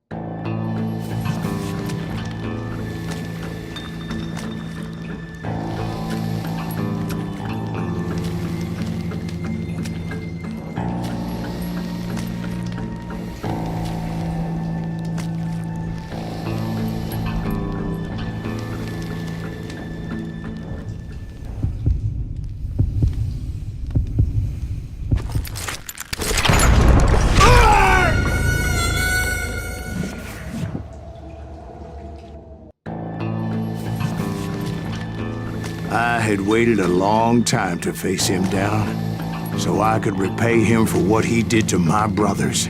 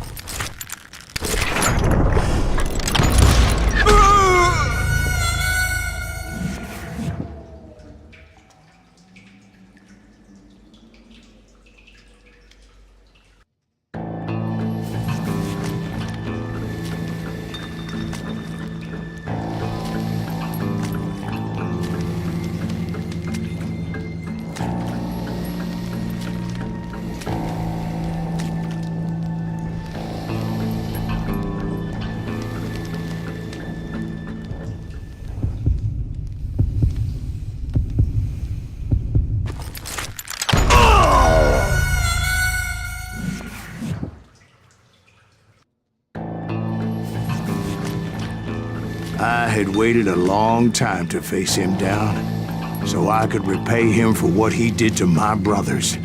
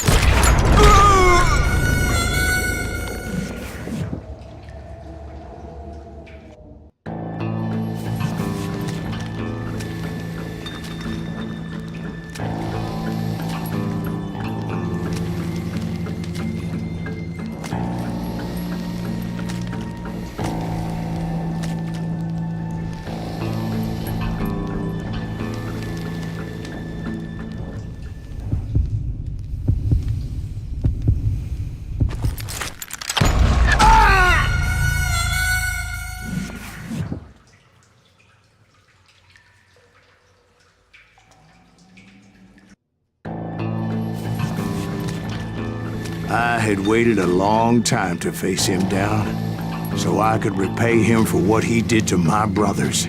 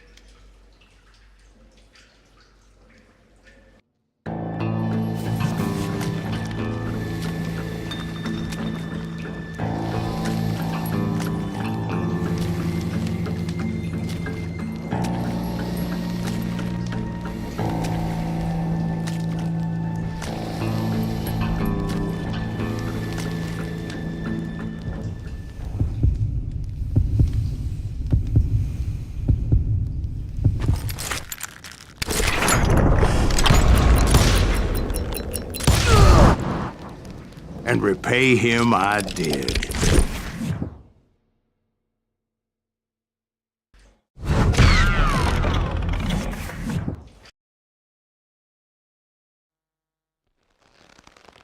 Well, I don't know about you boys, but I'm pretty beat. Well, it's too damn bad you never found that Bob character. Seems a shame.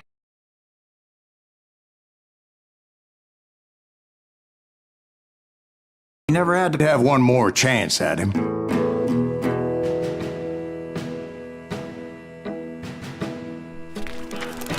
Six months ago, I heard that Butch and Sundance were back in the States and had gathered up some of their old gang. I tracked them down, hoping that Roscoe Bob Bryant had returned with them. So you're saying they didn't die down in Bolivia? That's what I'm saying.